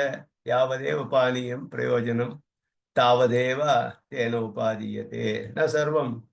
ಅವನು ತುಂಬ ಬಾಯಾರಿಕೆಯಾಗಿದೆ, 2 ಬೊಗಸೆ ನೀರು ಕುಡಿದ್ರೆ ಅವನ ಬಾಯಾರಿಕೆ ಹೋಗ್ಬಿಡುತ್ತೆ. ಅಲ್ಲಿ ಜಲಾಶಯ ಇದ್ರೂ ಅಷ್ಟು ನೀರು ಅವನು ತಗೊಳ್ಳೋದಿಲ್ವಲ್ಲ. ಅವನಿಗೆ ಎಷ್ಟು ಬೇಕೋ, ಅವನ ಬಾಯಾರಿಕೆ ಹೋಗೋದಕ್ಕೆ ಎಷ್ಟು ಬೇಕೋ ಅಷ್ಟು. ಅವನಿಗೆ ಇರೋದು ಬಾಯಾರಿಕೆ, ಅದು ಹೋಗೋದಕ್ಕೆ ಎಷ್ಟು ಬೇಕೋ ಅಷ್ಟು, ಅದು ಮಾತ್ರವೇ ಪಡೆದುಕೊಳ್ತಾನೆ. ಆದ್ದರಿಂದ ಮುಮುಕ್ಷು ಆದವನು ಅವನಿಗೆ ಬೇಕಾಗಿದ್ದು ಮೋಕ್ಷಕ್ಕೆ ಬೇಕಾಗಿದ್ದೆಷ್ಟು ಅಷ್ಟನ್ನು ಸ್ವೀಕಾರ ಮಾಡಬೇಕು ಅಂತ ಇಲ್ಲಿ ಅರ್ಥ ಉಪಪಾನದ ದೃಷ್ಟಾಂತದಿಂದ. ಏವಂ ಸರ್ವೇಶ್ಚ ವೇದೇಶು ಬ್ರಾಹ್ಮಣಸ್ಯ ವಿಜಾನತಃ. ಬ್ರಾಹ್ಮಣಸ್ಯ ಅಂದ್ರೆ ಇದು ಜಾತಿಯನ್ನು ಹೇಳೋದಕ್ಕೆ ಹೇಳ್ತಾರೆ. ವೈದಿಕಸ್ಯ ಮುಮುಕ್ಷೋಹೋ, ವೇದಾಧಿಕಾರ ಇರುವ ತ್ರೈವರ್ಣಿಕರು ಅಲ್ಲಿ ಹೇಳಲ್ಪಟ್ಟಿದ್ದಾರೆ ಬ್ರಾಹ್ಮಣ ಅನ್ನೋದ್ರಿಂದ. ವಿಜಾನತಃ ಒಬ್ಬ ತಿಳಿದವನು. ಯದೇವ ಮೋಕ್ಷ ಸಾಧನಂ ತದೇವ ಉಪಾದೇಯಂ ನ ಅನ್ಯತ್. ಮುಮುಕ್ಷುವಾದವನು ಮೋಕ್ಷಕ್ಕೆ, ವಿಜಾನತಃ ಅಂದ್ರೆ ಮುಮುಕ್ಷುವಾದವನು ಅಂತ ಅರ್ಥ. ಮುಮುಕ್ಷುವಾದ ವೈದಿಕನಿಗೆ ಆ ಮೋಕ್ಷಕ್ಕೆ ಯಾವುದು ಸಾಧನವೋ ಅಷ್ಟು ಮಾತ್ರವೇ ಸ್ವೀಕಾರ ಮಾಡಲ್ಪಡಬೇಕು, ಎಲ್ಲವೂ ಸ್ವೀಕಾರಾರ್ಹವಲ್ಲ ಅನ್ನೋದು ಇಲ್ಲಿ ಅರ್ಥ. ಆದ್ದರಿಂದ ವೇದವು ವತ್ಸಲತರ ಅನ್ನೋದ್ರಲ್ಲಿ ಯಾವ ಸಂದೇಹವೂ ಇಲ್ಲ. ಅದು ಮಾತಾಪಿತರು ಸಹಸ್ರೇಭ್ಯೋ ವತ್ಸಲತರಂ ಶಾಸ್ತ್ರಂ ಅನ್ನೋದ್ರಲ್ಲಿ ಯಾವ ಸಂದೇಹವೂ ಇಲ್ಲ. ಅವರವರ ಗುಣಕ್ಕೆ ಅನುಗುಣವಾಗಿ ಉಪದೇಶ ಮಾಡುತ್ತೆ. ಇಲ್ಲದೆ ಹೋದರೆ ಅವರಿಗೆ ತಮ್ಮ ಇಚ್ಛೆಗೆ ಅನುಗುಣವಾಗಿ ಯಾವ ಪ್ರಯೋಜನ ಬೇಕೋ ಆ ಪ್ರಯೋಜನಕ್ಕೆ ಯಾವುದು ಸಾಧನ ಅಂತ ತಿಳಿದೇ ಹೋಗಿ ಮೋಕ್ಷದಲ್ಲಿ ಪ್ರವೃತ್ತಿ ಇಲ್ಲ ಅವರಿಗೆ. ಮಿಕ್ಕ ಪ್ರಯೋಜನಕ್ಕೆ ಸಾಧನ ತಿಳಿದೇ ಹೋದರೆ ಅವರಿಗೆ ಯಾವುದು ಉಪಾದೇಯವಲ್ಲವೋ ಅದನ್ನು ಅನುಷ್ಠಾನ ಮಾಡಕ್ಕೆ ಹೋಗಿ ನಷ್ಟರಾಗ್ಬಿಡ್ತಾರೆ, ಇನ್ನು ಕಷ್ಟಪಡ್ತಾರೆ. ಆದ್ದರಿಂದ ಅದು ಕೂಡ ವೇದ ಅಂತಹವರಿಗೆ ಅದು ಉಪದೇಶ ಮಾಡುತ್ತೆ. ಆದ್ದರಿಂದವೇ ಅದು ಹಿತವನ್ನೇ ಉಪದೇಶ ಮಾಡಿದ್ರೆ ಅಂದ್ರೆ ಅವರವರ ಗುಣಕ್ಕೆ ಅನುಗುಣವಾಗಿ ಮಾಡುತ್ತೆ. ಮುಮುಕ್ಷು ಆದವನು ಸತ್ವವನ್ನೇ ಹೆಚ್ಚು ಮಾಡ್ಕೊಳ್ಳೋದಕ್ಕೆ ಪ್ರಯತ್ನ ಪಡಬೇಕು. ಇದರಲ್ಲಿ ಬೇಕಾದಷ್ಟು ನಮಗೆ ಅಧಿಕವಾದ ವಿಷಯಗಳು, ಸಂದೇಹಗಳು ಬರುತ್ತೆ. ಭಾಷ್ಯವು ಬಹಳ ಗಂಭೀರವಾಗಿದೆ, ಬಿಗಿಯಾಗಿದೆ ರಾಮಾನುಜರ ಭಾಷ್ಯ. ಅದಕ್ಕೆ ಸ್ವಾಮಿ ದೇಶಿಕನ್ ವಿಸ್ತಾರವಾಗಿ ಒಂದೊಂದು ವಿಷಯವನ್ನು ತೆಗೆದು ವಿಚಾರ ಮಾಡಿ ವಿವರಿಸ್ತಾರೆ ಈಗ ವಿಸ್ತಾರವಾಗಿ. ಅದನ್ನ ತಾತ್ಪರ್ಯ ಚಂದ್ರಿಕೆ ಇಲ್ಲದೆ ರಾಮಾನುಜ ಭಾಷ್ಯವನ್ನು ಪೂರ್ಣವಾಗಿ ಅರ್ಥ ಮಾಡ್ಕೊಳ್ಳೋಕೆ ಸಾಧ್ಯವೇ ಇಲ್ಲ. ಆದ್ದರಿಂದ ಅದರ ಸಹಾಯದಿಂದಲೇ ನಮಗೆ ಗೀತಾ ಭಾಷ್ಯ ಅರ್ಥವಾಗುತ್ತೆ ಪೂರ್ಣವಾಗಿ. ಅಥ ಏವಂ ಕಾಮ್ಯ ಕರ್ಮಸು ತದಧಿಕೃತೇಷು ಚ ನಿಂದಿತೇಷು. ಕಾಮ್ಯ ಕರ್ಮಗಳಲ್ಲಿ ಅಧಿಕೃತರಾದವರು ಯಾರ್ಯಾರಿದ್ದಾರೋ ಅವ್ರನ್ನೆಲ್ಲ ನಿಂದನೆ ಮಾಡೋದ್ರಲ್ಲಿ, ಹಿತತಮ ಉಪದೇಶಿನಃ ಶಾಸ್ತ್ರಸ್ಯ ಈದೃಶ ಕರ್ಮ ವಿಧಾನಂ ಅನುಪಪನ್ನಂ. ಈ ಹಿತತಮವಾದ ಶಾಸ್ತ್ರ ಹೀಗೆ ನಿಂದೆ ಮಾಡಿರೋ ಕರ್ಮನ ಉಪದೇಶ ಮಾಡುತ್ತಲ್ಲ, ಯಾಕೆ ಮಾಡುತ್ತೆ? ವಿಹಿತಸ್ಯ ಚಾತ್ರ ತ್ಯಾಜ್ಯತೆಯ ಉಪದೇಶೋ ವ್ಯಾಹತಃ. ಅದು ಕಾಂಟ್ರಡಿಕ್ಟರಿ. ವ್ಯಾಹತ ಅಂದರೆ ವಿಹಿತವಾದದ್ದನ್ನು ತ್ಯಾಗ ಮಾಡು ಅಂತ ಹೇಳಿದ್ರೆ ವಿಹಿತವಾದನ್ನ ಅನುಷ್ಠಾನ ಮಾಡಬೇಕು. ವೇದದಲ್ಲಿ ವಿಹಿತವಾದ ಹೇಗೆ ತ್ಯಾಗ ಮಾಡೋಕ್ಕೆ ಸಾಧ್ಯ? ನಿಷಿದ್ಧವಾದನ್ನ ತ್ಯಾಗ ಮಾಡು, ವಿಹಿತವಾದನ್ನ ಅನುಷ್ಠಾನ ಮಾಡಬೇಕಲ್ಲ. ವಿಹಿತವಾದ ತ್ಯಾಗ ಮಾಡುವಂತ ಉಪದೇಶ ಮಾಡಿದ್ರೆ ವ್ಯಾಹತ ಅಂದರೆ ಕಾಂಟ್ರಡಿಕ್ಷನ್, ಪರಸ್ಪರ ವಿರೋಧ ಬರುತ್ತೆ. ಕರ್ಮ ವಿಧಿ ಶಾಸ್ತ್ರಾಣಂ ಅಪ್ರಾಮಾಣ್ಯಂಬ. ಕರ್ಮಗಳನ್ನು ವಿಧಿಸುವ ಶಾಸ್ತ್ರವೇ ಪ್ರಮಾಣವಾಗದೆ ಹೋಗುತ್ತೆ.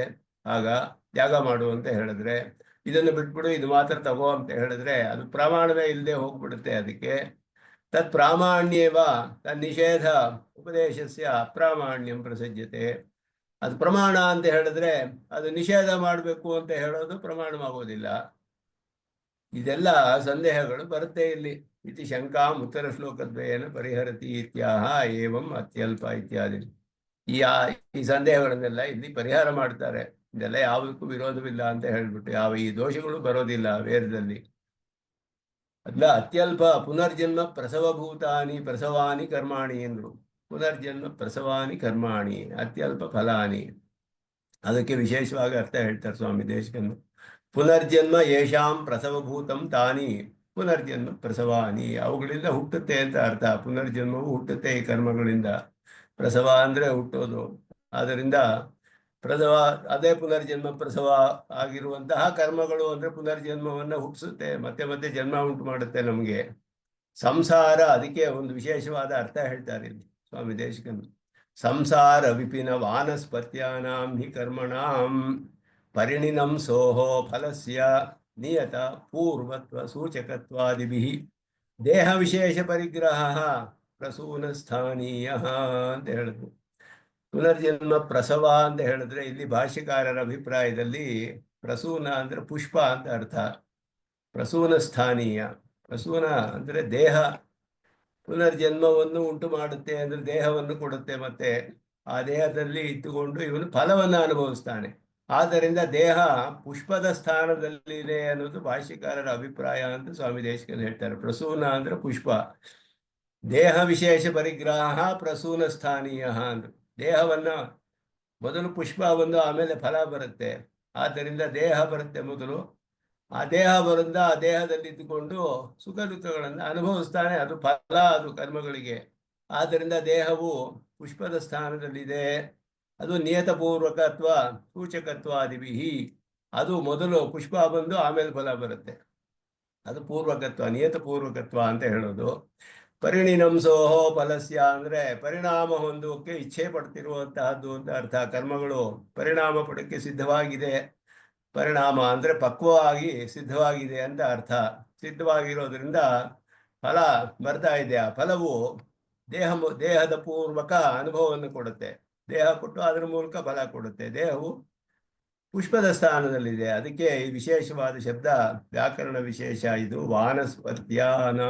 ವಾನಸ್ಪತ್ಯ ವ್ಯಾಕರಣದಲ್ಲಿ ವ್ಯಾಕರಣ ಶಾಸ್ತ್ರ ಏನು ಅಂದರೆ ಪ್ರಯೋಗ ಶರಣಾಹ ವೈಯಾಕರಣಾಹ ಪ್ರಯೋಗವನ್ನು ನೋಡಿಯೇ ಅವರು ಶಬ್ದಗಳ ಅರ್ಥಗಳನ್ನೆಲ್ಲ ಶಿಷ್ಟರು ಹೇಗೆ ಪ್ರಯೋಗ ಮಾಡ್ತಾ ಇದ್ರು ಶಬ್ದಗಳು ಅದನ್ನು ನೋಡಿ ಶಬ್ದಾರ್ಥಗಳನ್ನು ನಿರ್ಣಯ ಮಾಡ್ತಾರೆ ಪಾಣಿನಿ. ಇಲ್ಲಿ ಎರಡು ಶಬ್ದ ಬರುತ್ತೆ, ವನಸ್ಪತಿ ವನಸ್ಪತಯ ವಾನಸ್ಪತ್ಯ ಅಂತ ಹೇಳಿ. ವಾನಸ್ಪತ್ಯ ಅನ್ನೋದು ಬೇರೆ, ವನಸ್ಪತಯ ಎರಡಕ್ಕೂ ಒಂದು ವ್ಯತ್ಯಾಸ ಇದೆ. ವನಸ್ಪತಯ ಅನ್ನೋದು ಪುಷ್ಪವಿಲ್ಲದೆ ಫಲ ಕೊಡುವಂಥದ್ದು. ವಾನಸ್ಪತ್ಯ ಅನ್ನೋದು ಪುಷ್ಪವಿದ್ದು ಫಲ ಕೊಡೋದು, ಪುಷ್ಪದ ಮೂಲಕ ಫಲ ಕೊಡೋದು. ಇದು ಅಮರಕೋಶ ಇದನ್ನ ಹೇಳುತ್ತೆ. ಪುಷ್ಪ ಬಂದು ಆಮೇಲೆ ಫಲ ಕೊಡೋದಕ್ಕೆ ವಾನಸ್ಪತ್ಯಗಳು, ಇಲ್ಲದೆ ಇರೋದು ಪುಷ್ಪವಿಲ್ಲದೆ ಬರುವಂತಹದ್ದು ವನಸ್ಪತಿಗಳು ಅಂತ ಅಮರಕೋಶದಲ್ಲಿ ಹೇಳಲ್ಪಟ್ಟಿದೆ ಈ ಶಬ್ದ. ಅದರಿಂದ ಇಲ್ಲಿ ಹೇಳಿ ಸಂಸಾರ ವಿಪಿನ ಸಂಸಾರ ಅನ್ನೋ ಒಂದು ಕಾಡಿನಲ್ಲಿರುವಂತಹ ವಾನಸ್ಪತ್ಯಗಳು ಅಂದರೆ ಪುಷ್ಪವನ್ನು ಕೊಟ್ಟು ಆಮೇಲೆ ಫಲವನ್ನು ಕೊಡುವಂತಹದ್ದು. ಹಾಗಿರುವ ಕರ್ಮಗಳು ಅದು ಪಕ್ವವಾಗಿ ಸಿದ್ಧವಾಗಿದೆ. ಅವುಗಳ ಫಲ ಏನು ಅಂದರೆ ಮೊದಲು ದೇಹ, ಆಮೇಲೆ ಅನುಭವ. ಆದ್ದರಿಂದ ಇಲ್ಲಿ ಪ್ರಸವಭೂತ ಪ್ರಸವ ಪುನರ್ಜನ್ಮ ಪ್ರಸವಾನಿ ಅಂತ ಹೇಳಿರೋದು ಭಾಷ್ಯಕಾರರ ಅಭಿಪ್ರಾಯದಲ್ಲಿ. ಪುಷ್ಪ ಅನ್ನುವ ದೇಹ ಸ್ಥಾನದಲ್ಲಿ ಪುಷ್ಪಸ್ಥಾನೀಯದಲ್ಲಿದೆ ದೇಹ ಪರಿಗ್ರಹ. ಅದಾದ ಮೇಲೆ ಫಲದ ಅನುಭವ ಬರುತ್ತೆ. ಮೊದಲು ಪುಷ್ಪ ಬಂದು ಆಮೇಲೆ ಫಲ ಬರುತ್ತೆ ಅಂತ ಹೇಳ್ತಾರೆ ಇಲ್ಲಿ. ಪ್ರಿಯಹಿತ ಉಪದೇಶಿತೆಯ ಮಾತಾ ಪಿತ್ರೋಹ ಉಪಾದಾನಂ. ಮಾತೆ ಪ್ರಿಯವನ್ನು ಹೇಳೋದು, ಪಿತಾ ಆದವನು ಹಿತವನ್ನು ಹೇಳ್ತಾನೆ. ಹೀಗೆ ಪ್ರಿಯ ಹಿತ ಎರಡನ್ನೂ ಉಪದೇಶ ಮಾಡೋದ್ರಿಂದ ಮಾತಾ ಪಿತ್ರೋಹ ಉಪಾದಾನಂ ಎರಡವನ್ನು ಉಪದೇಶ ಮಾಡುತ್ತೆ. ಇದು ಹೇಳಿದೆ. ಸರ್ವಜನ್ಮ ಅನುವೃತ್ತಿ ಸೂಚನಾಯ ಸಹಸ್ರ ಶಬ್ದ. ಮಾತಾಪಿತೃ ಸಹಸ್ರೇಭ್ಯೋ ವತ್ಸಲತರಂ. ಸಹಸ್ರ ಅಂತ ಹೇಳಿದ್ರು ಭಾಷಿಕಾರರು. ಸಹಸ್ರ ಅಂತ ಹೇಳಿದ್ರೆ ಎಲ್ಲಾ ಜನ್ಮಗಳಲ್ಲೂ ಅನುವೃತ್ತವಾಗಿ ಬರುತ್ತೆ ವೇದ. ಒಂದೇ ವೇದವು ನಮ್ಮ ಅನಾದಿ ಕಾಲದಿಂದ ಇರುವ ಎಲ್ಲಾ ಜನ್ಮಗಳಲ್ಲಿಯೂ ಈ ವೇದ ಒಂದು ಮಾತ್ರ ಮಾತೃಪಿತೃ ಸ್ಥಾನದಲ್ಲಿ ಒಂದೇ ಬರ್ತಾ ಇದೆ, ಬದಲಾಗ್ತಾ ಇಲ್ಲ. ಆದರೆ ಔಪಾಧಿಕವಾದ ಮಾತೃಪಿತೃಗಳು ಬದಲಾಗ್ತಾ ಇದ್ದಾರೆ ಒಂದೊಂದು ಜನ್ಮದಲ್ಲೂ. ಆದರೆ ಈ ವೇದಗಳು ಏಕವಾದ ವೇದ ಒಂದೇ ಬರ್ತಾ ಇದೆ, ಅನುವೃತ್ತವಾಗ್ತಾ ಇದೆ. ಅದಕ್ಕೆ ಅದು ಸಹಸ್ರ. ಮಾತಾ ಪಿತೃ ಸಹಸ್ರೇಭ್ಯೋ ವತ್ಸಲತರಂ ಅಂತ ಹೇಳೋದಕ್ಕೆ ಅರ್ಥವನ್ನು ಹೇಳ್ತಾರೆ. ಸರ್ವಾತ್ಮ ಸಾಧಾರಣತೆಯ ಚತುರ್ವಿಧ ಪುರುಷಾರ್ಥ ಸಕಲ ಅಪುರುಷಾರ್ಥ ನಿವೃತ್ತಿ ತತ್ ಸಾಧನ ವಿಧಾಯಿತೆಯ ಕದಾಚಿದಪಿ ಅನುಪರಮಾದಿನ ಚ ವತ್ಸಲತರತ್ವ ಉಕ್ತಿ. ಉಪರಮ ಅಂದ್ರೆ ನಿಂತು ಬಿಡೋದು ಅಂತ ಅರ್ಥ. ರೆಸ್ಟ್ ಮಾಡೋದು ಉಪರಮ ಅಂದ್ರೆ ಅದರಿಂದ ಉಪರಮ ಇಲ್ಲದೆ ಇರೋ ಅನುಪರಮ ಎಂದಿಗೂ ನಿಲ್ಲದೆ ಕದಾಚಿತ್ ಅಪಿ ಅನುಪರಮಾದಿನ ಎಂದೂ ನಿಲ್ಲದೆ ಅದು ನಮಗೆ ನಿರಂತರವಾಗಿ ವಾತ್ಸಲ್ಯವಾಗಿ ಹಿತವನ್ನು ಉಪದೇಶ ಮಾಡ್ತಾ ಇದೆ. ಅದು ಚತುರ್ವಿಧ ಪುರುಷಾರ್ಥ ಸಕಲ ಅಪುರುಷಾರ್ಥ ನಿವೃತ್ತಿ ತತ್ಸಾಧನ ವಿಧಾಯಿತೆಯ. ಪುರುಷಾರ್ಥಗಳು ಅಪುರುಷಾರ್ಥಗಳ ನಿವೃತ್ತಿ, ಪುರುಷಾರ್ಥಗಳ ಸಾಧನೆ, ಇವುಗಳಿಗೆಲ್ಲ ಸಾಧನೆ ನಿವೃತ್ತಿಗಳನ್ನು ಹೇಳ್ತಾ ಇರುವಂತಹ ಎಲ್ಲ ಆತ್ಮರಿಗೂ ಸಾಧಾರಣವಾಗಿರುವಂತಹದ್ದು ವೇದ. ಮಾತಾಪಿತೃಗಳು ಆಯಾ ಆತ್ಮರಿಗೆ ಮಾತ್ರವೇ ಇರ್ತಾರೆ, ಆಯಾ ಜನ್ಮದಲ್ಲಿ ಮಾತ್ರ ಇರ್ತಾರೆ. ಎಲ್ಲ ಜನ್ಮಗಳಲ್ಲಿಯೂ ಎಲ್ಲ ಆತ್ಮರಿಗೂ ಸಾಧಾರಣವಾಗಿ ಎಲ್ಲ ವಿಧ ಪುರುಷಾರ್ಥಗಳಿಗೂ ಅದನ್ನು ಸಾಧಿಸೋದು ಹೇಗೆ, ಹಾಗೆಯೇ ಅಪುರುಷಾರ್ಥಗಳನ್ನು ನಿವೃತ್ತಿ ಮಾಡಿಕೊಳ್ಳೋದಕ್ಕೆ ಸಾಧನವನ್ನೆಲ್ಲ ಹೇಳಿ ಎಂದಿಗೂ ವಿಶ್ರಾಂತಿ ತಗೊಳ್ಳದೆ ನಿರಂತರವಾಗಿ ಬರ್ತಾ ಇರೋದ್ರಿಂದ ವತ್ಸಲ ತರತ್ವ ಉಕ್ತಿ, ವತ್ಸಲ ತರವಾದದ್ದು ಶಾಸ್ತ್ರ. ಅತಿಶಯ ಹೇತುತ್ರಯಂ ಆತ್ಮೋಜ್ಜೀವನೆ ಪ್ರವೃತ್ತಾ ಇತಿ ತ್ರಿಭಿಃ ಸೂಚಿತಂ.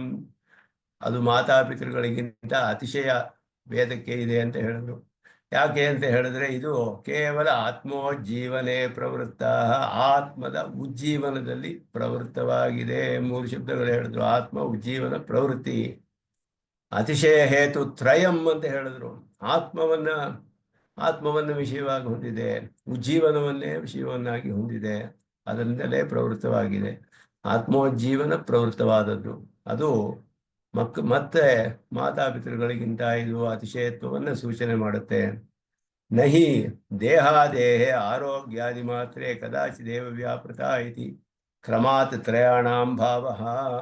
ಏನು ವೇದಗಳು ಬರೀ ದೇಹದ ಆರೋಗ್ಯಕ್ಕೆ ಮಾತ್ರವೇ ಯಾವಾಗಲೂ ಕೆಲವು ಸಮಯದಲ್ಲಿ ಉಪದೇಶ ಮಾಡುತ್ತೆ ಅಂತ ಅರ್ಥವಲ್ಲ. ವೇದಗಳು ಕೇವಲ ದೇಹದ ಆರೋಗ್ಯಕ್ಕೆ ಯಾವುದೋ ಕೆಲವು ಸಮಯದಲ್ಲಿ ಉಪದೇಶಿರೋದು, ನಮಗೆ ಅನಾರೋಗ್ಯ ಬಂದಾಗ ಮಾತ್ರ ವೇದವನ್ನು ನೋಡಿಕೊಂಡು ಆರೋಗ್ಯಕ್ಕೆ ಏನು ಸಾಧನ ಅಂತ ತಿಳ್ಕೊಳ್ಳೋದು. ಹಾಗಲ್ಲ, ಆತ್ಮದ ಉಜ್ಜೀವನೆ ಎಂದಿಗೂ ಬೇಕು. ಅದು ಬರೀ ಎಂದೆಂದಿಗೂ ಎಲ್ಲರಿಗೂ ಬೇಕಾಗಿರುವಂತಹದ್ದು, ಅದರಲ್ಲಿ ಪ್ರವೃತ್ತವಾಗಿರುವಂತಹದ್ದು, ಎಲ್ಲ ಕಾಲದಲ್ಲಿಯೂ ಹಿತವನ್ನು ಉಪದೇಶ ಮಾಡ್ತಾ ಇರೋದು. ಇದು ಭಾಷಿಕಾರರು ಹೇಳಿದ ಮಾತಾಪಿತರು ಸಹಸ್ರೇಭ್ಯೋಪಿ ವತ್ಸಲತರ ಆತ್ಮೋಜ್ಜೀವನೆ ಪ್ರವೃತ್ತ ವೇದ. ಬಹಳ ವಿಶೇಷವಾದ ಶಬ್ದಗಳು. ಅದಕ್ಕೆ ಅರ್ಥವನ್ನು ಹೇಳ್ತಾರೆ. ವೇದಕ್ಕೆ ಎಂತಹ ಒಂದು ಸ್ಥಾನವನ್ನು ಕೊಟ್ಟಿದ್ದಾರೆ, ಭಾಷಿಕಾರರು ಹೇಗೆ ಹೇಳ್ತಾರೆ ಅನ್ನೋ ತಿಳಿಯುತ್ತೆ ಅದರಲ್ಲಿ. ಇದನ್ನ ಇಂತಹ ವೇದಗಳು ಕಿಮರ್ಥಂ ವದಂತಿ, ಯಾಕೆ ಈ ಕರ್ಮಗಳನ್ನೆಲ್ಲ ಹೇಳುತ್ತೆ? ನ ತಾವತ್ ಪ್ರತಾರಣಾರ್ಥಂ ಹಿತೋಪದೇಶಿತ್ವಾತ್. ಪ್ರತಾರಣೆ ಅಂದ್ರೆ ವಂಚನೆ ಅಂತ ಅರ್ಥ. ಪ್ರತಾರಣೆ ಅಂದ್ರೆ ವಿಭೇತ್ಯ ಅಲ್ಪಶ್ರುತಾದ್ವೇದ ಮಾಮಯಂ ಪ್ರತರಿಷ್ಯತಿ ಅಂತ ಹೇಳುತ್ತೆ. ನನ್ನನ್ನು ವಂಚನೆ ಮಾಡ್ತಾನೆ ಅಂತ ಅಲ್ಪಶ್ರುತರನ್ನು ಕಂಡ್ರೆ ವೇದ ಭಯಪಡುತ್ತಂತೆ. ಇತಿಹಾಸ ಪುರಾಣಾಭ್ಯಾಂ ಉಪಬ್ರಹ್ಮಣಗಳನ್ನು ಮಾಡ್ಕೊಳ್ಳದೆ ವೇದಂ ಸಮುಪಬ್ರಹ್ಮಯೇತ್, ವೇದವನ್ನು ಉಪಬ್ರಹ್ಮಣ ಮಾಡ್ಕೋಬೇಕು. ಇತಿಹಾಸ ಪುರಾಣಗಳ ಸಹಾಯದಿಂದ ವೇದವನ್ನು ಪೂರ್ಣವಾಗಿ ತಿಳಿಬೇಕು. ಇಲ್ಲದೆ ನೇರವಾಗಿ ಎಲ್ಲ ತಿಳಿದೀನಿ ಅಂತ ಹೋದವನಿಗೆ ಅಲ್ಪಶ್ರುತ ಅಂತ ಹೇಳೋದು. ವಿಭೇತಿ ಅಲ್ಪಶ್ರುತಾತ್ ವೇದ ಮಾಮಯಂ ಪ್ರತರಿಷ್ಯತಿ. ನನ್ನ ವಂಚನೆ ಮಾಡ್ತಾನೆ ಇವನು, ಪೂರ್ಣವಾಗಿ ಅರ್ಥ ಮಾಡ್ಕೊಳ್ಳೋದಿಲ್ಲ ಇವನು, ನನ್ನನ್ನು ತಿಳ್ಕೊಳ್ಳದೆ ತಪ್ಪಾಗಿ ಉಪಯೋಗಿಸ್ತಾನೆ, ತಪ್ಪಾಗಿ ಅರ್ಥ ಮಾಡ್ತಾನೆ ಅಂತ ಹೇಳಿ ವಂಚನೆ ಮಾಡ್ತಾನೆ ಅಂತ ವೇದ ಭಯಪಡುತ್ತಂತೆ. ಆದ್ದರಿಂದ ವಂಚನೆ ಮಾಡೋಕ್ಕೋಸ್ಕರ ಇಲ್ಲ ವೇದ ಬಂದಿರೋದು, ಉಪದೇಶ ಮಾಡ್ತಿರೋದಿಲ್ಲ. ವೇದ ಉಪದೇಶ ಮಾಡೋದು ವಂಚನೆಗಲ್ಲ, ಹಿತೋಪದೇಶ ಮಾಡುತ್ತೆ. ಆದ್ದರಿಂದ ಅದು ಕಾರಣವಾಗಲ್ಲ. ಕಿಮರ್ಥಂ ವದಂತಿ, ಯಾಕೆ ಹೇಳಬೇಕು ಕರ್ಮಗಳು ಅಂದರೆ? ವಂಚನೆ ಮಾಡಕ್ಕೆ ಹೇಳ್ತಿದೀಯ ಅಂದ್ರೆ ವಂಚನೆ ಹೇಳಕ್ ಸಾಧ್ಯವಿಲ್ಲ. ಯಾಕೆಂದ್ರೆ ಹಿತೋಪದೇಶ ಮಾಡುವಂತಹದ್ದು ವೇದಗಳು. ನಾಪಿ ಹಿತಾಂತರ ಪರ್ಯವಿಸ ಉಪಚ್ಛಂದನಾರ್ಥಂ. ಒಬ್ಬ ಮಕ್ಕಳಿಗೆ ನಾವು ಏನೋ ಒಂದು ಕೆಲಸ ಮಾಡಿಸ್ಬೇಕು ಅಂದ್ರೆ ಏನೋ ಒಂದು ಆಸೆ ತೋರಿಸ್ತೀವಿ. ಒಂದು ಚಾಕ್ಲೇಟ್ ಕೊಟ್ರೆ ಆ ಕೆಲಸ ಮಾಡಿಸ್ಕೊಳ್ತೀವಿ. ಈ ಚಾಕ್ಲೇಟ್ ಕೊಡೋದು ತೋರಿಸ್ಬಿಟ್ಟು ಬೇರೆ ಕೆಲಸ ಮಾಡ್ಕೊಳ್ಳೋದು. ಆ ರೀತಿ ನಮಗೆ ಮಕ್ಕಳಿಗೆ ಹೋಗಿ ಉಪಚ್ಛಂದನ ಅಂದ್ರೆ ಅದುವೇ ಆಟದ ಸಾಮಾನು ಒಂದು ಇದೋ ಏನಾದ್ರು ಕೊಟ್ಬಿಟ್ಟು ಬೇರೆ ಕೆಲಸ ಮಾಡಿಸ್ಕೊಳ್ಳೋದು. ಹಿತಾಂತರ ಪರ್ಯವಸಿತ ಉಪಚ್ಛಂದನಾರ್ಥಂ. ಬೇರೆ ಯಾವುದೋ ಹಿತದಲ್ಲಿ ಪರ್ಯವಸವಾಗಿ ಒಂದೇನೋ ಆಸೆ ತೋರಿಸ್ಬಿಟ್ಟು ಬೇರೆ ಹಿತವನ್ನು ಉಂಟು ಮಾಡೋ ಹಾಗೆ, ಸ್ವರ್ಗ ಬಲ ತೋರಿಸ್ಬಿಟ್ಟು ಬೇರೆ ಹಿತ ಉಪದೇಶ ಮಾಡಕ್ಕೆ ಹಾಗೆ ಮಾಡ್ತಾ ಇದೆಯಾ ಉಪಚ್ಛಂದನಕ್ಕೋಸ್ಕರ. ಆದರೆ ಆ ರೀತಿಯೂ ಅಲ್ಲ ಇದು. ಪ್ರತಿ ಪ್ರಕರಣಂ ತತ್ತತ್ ಫಲ ಮಾತ್ರ ಪರ್ಯವಸಿತತ್ವಾತ್. ಜ್ಯೋತಿಷ್ಠೋಮ ಅಂದ್ರೆ ಸ್ವರ್ಗಕಾಮೋ ಇದು ಸ್ವರ್ಗದಲ್ಲಿ ಮಾತ್ರವೇ ಅಷ್ಟೇ, ಅದಕ್ಕೆ ಮೇಲೆ ಫಲ ಹೇಳಿಲ್ಲ. ಅದಕ್ಕೆ ಈ ಸ್ವರ್ಗವನ್ನು ಪಡೆದುಕೊಳ್ಳಿ ಮೋಕ್ಷವನ್ನು ಪಡೆದುಕೊಳ್ತೀಯಾ ಅಂತ ಹೇಳಿಲ್ಲ ಅದರಲ್ಲಿ. ಜ್ಯೋತಿಷ್ಠೋಮ ಶಾಸ್ತ್ರದಲ್ಲಿ ಬರೀ ಸ್ವರ್ಗ ಫಲ ಒಂದೇ ಹೇಳಿರೋದು. ಸ್ವರ್ಗದ ಆಸೆ ತೋರಿಸ್ಬಿಟ್ಟು ನೀವು ಮೋಕ್ಷ ಕೊಡ್ತೀನಿ ಅಂತ ಹೇಳೋದಿಲ್ಲ ಆ ಶಾಸ್ತ್ರ. ಸ್ವರ್ಗ ಅಷ್ಟೇ ಕೊಡುತ್ತೆ. ಆ ಯಾಗವನ್ನು ಮಾಡಿದ್ರೆ ಸ್ವರ್ಗ ಫಲ ಸಿಗುತ್ತೆ. ಸ್ವರ್ಗವನ್ನ ಒಂದು ಆಸೆ ತೋರಿಸ್ಬಿಟ್ಟು ಉಪಚ್ಛಂದನ ಸಾಮಾನ್ಯ ಮಕ್ಕಳಿಗೆ ತೋರಿಸ್ತೀವಲ್ಲ ಹಾಗೆ ಬೇರೆ ಏನೋ ಮಾಡಿಸೋದು, ಹಾಗೆ ಮಾಡೋದಿಲ್ಲ. ಆದದ್ದೇ ಫಲವನ್ನೇ ಉಪದೇಶ ಮಾಡ್ತಾ ಇದೆ ವೇದಗಳು. ಆದ್ದರಿಂದ ಇದು ಕಾರಣವಾಗುವುದಿಲ್ಲ. ಯಾವ ಕಾರಣಕ್ಕೆ ಈ ಕರ್ಮಗಳನ್ನೆಲ್ಲ ಉಪದೇಶ ಮಾಡುತ್ತೆ ವೇದ? ಭಾಷಿಕಾರರು ಅದನ್ನು ವಿಚಾರ ಮಾಡಿರೋದು. ಸ್ವಾಮಿ ದೇಶಿಕನ್ ಇದನ್ನ ಅವರ ಅಭಿಪ್ರಾಯದಲ್ಲಿ ಏನೇನು ಮನಸ್ಸಲ್ಲಿ ಇಟ್ಕೊಂಡು ಮಾಡಿದ್ದಾರೆ.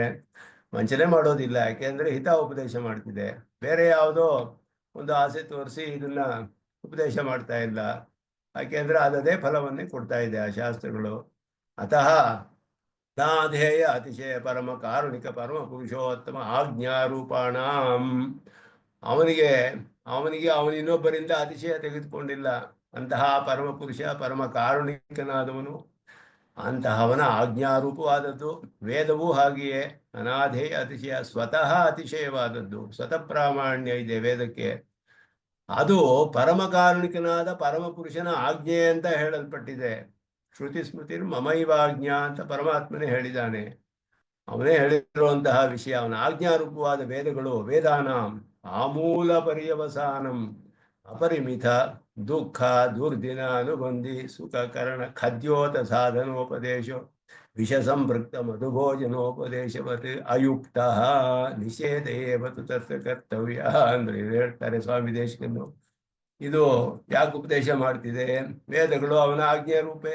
ಈ ಆಜ್ಞಾರೂಪವಾದ್ದರಿಂದ ಇವುಗಳೆಲ್ಲ ಪೂರ್ಣವಾಗಿ ಆಮೂಲ ಪರ್ಯವಸಾನಂ, ವೇದಾನಾಂ ಆಮೂಲ ಪರ್ಯವಸಾನಂ, ಪೂರ್ಣವಾಗಿ ಎಲ್ಲಿ ಮುಗಿಯುತ್ತಿಲ್ಲ.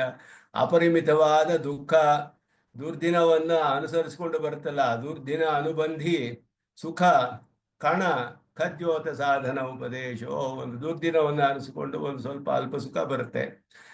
ಪೂರ್ತಿ ಎಲ್ಲಾ ಮೋಡ ಹಾಕೊಂಡು ಬಿರುತ್ತೆ ದಿನದಲ್ಲಿ, ಆಮೇಲೆ ಒಂದು 5 ನಿಮಿಷ ಸೂರ್ಯ ಕಂಡು ಬರ್ತಾನೆ. ಹಾಗೆ ಖದ್ಯೋತ ಕಲ್ಪ ಅಂದ್ರೆ ಮಿಂಚು ಹುಡುತ್ತರ. ಅದನ್ನ ನಾನು ಹಚ್ಕೊಂಡು ಬರಲ್ಲ, ಒಂದು ಸ್ವಲ್ಪ ಅಲ್ಪವಾದ ಸುಖ ಆ ರೀತಿ ಬರುತ್ತಲ್ಲ. ಹಾಗೆ ವಿಷ ಸಂಪೃಕ್ತ ಮಧುಭೋಜನ ಉಪದೇಶವತ್.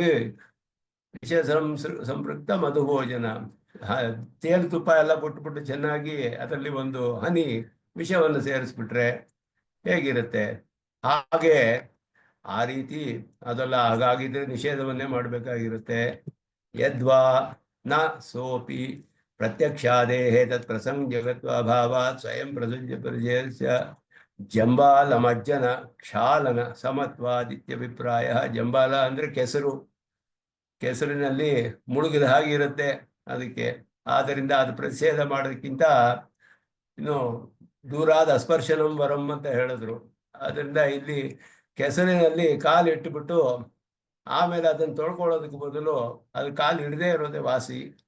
ಆದ್ದರಿಂದ ದೂರಾದ ಸ್ಪರ್ಶನಂ ವರಂ, ಮುಗ್ದೇ ಇರೋದು ಬೆಟರು, ಅದೇ ವಾಸಿ ಅಂತ ಹೇಳಿದ ಹಾಗೆ ವೇದದಿಂದ ದೂರ ಇರಬೇಕಾಗುತ್ತೆ. ಆವಾಗ ಯಾವ ಕಾರಣಕ್ಕೂ ಅಲ್ಲ ಇದು, ಯಾವ ಕಾರಣಕ್ಕೂ ಅಲ್ಲ ಇದು ಅಂತ ಹೇಳ್ತಿದೆ. ಇದು ಯಾವುದೊಂದು ದುಃಖದಲ್ಲಿ ಪರ್ಯವಸಾನ ಆಗೋದಿಲ್ಲ, ಅಥವಾ ಇದು ಬರೀ ಉಪಚ್ಛಂದ ರೂಪದಲ್ಲ, ಇದು ವಂಚನೆಯನ್ನು ಮಾಡ್ತಾ ಇಲ್ಲ.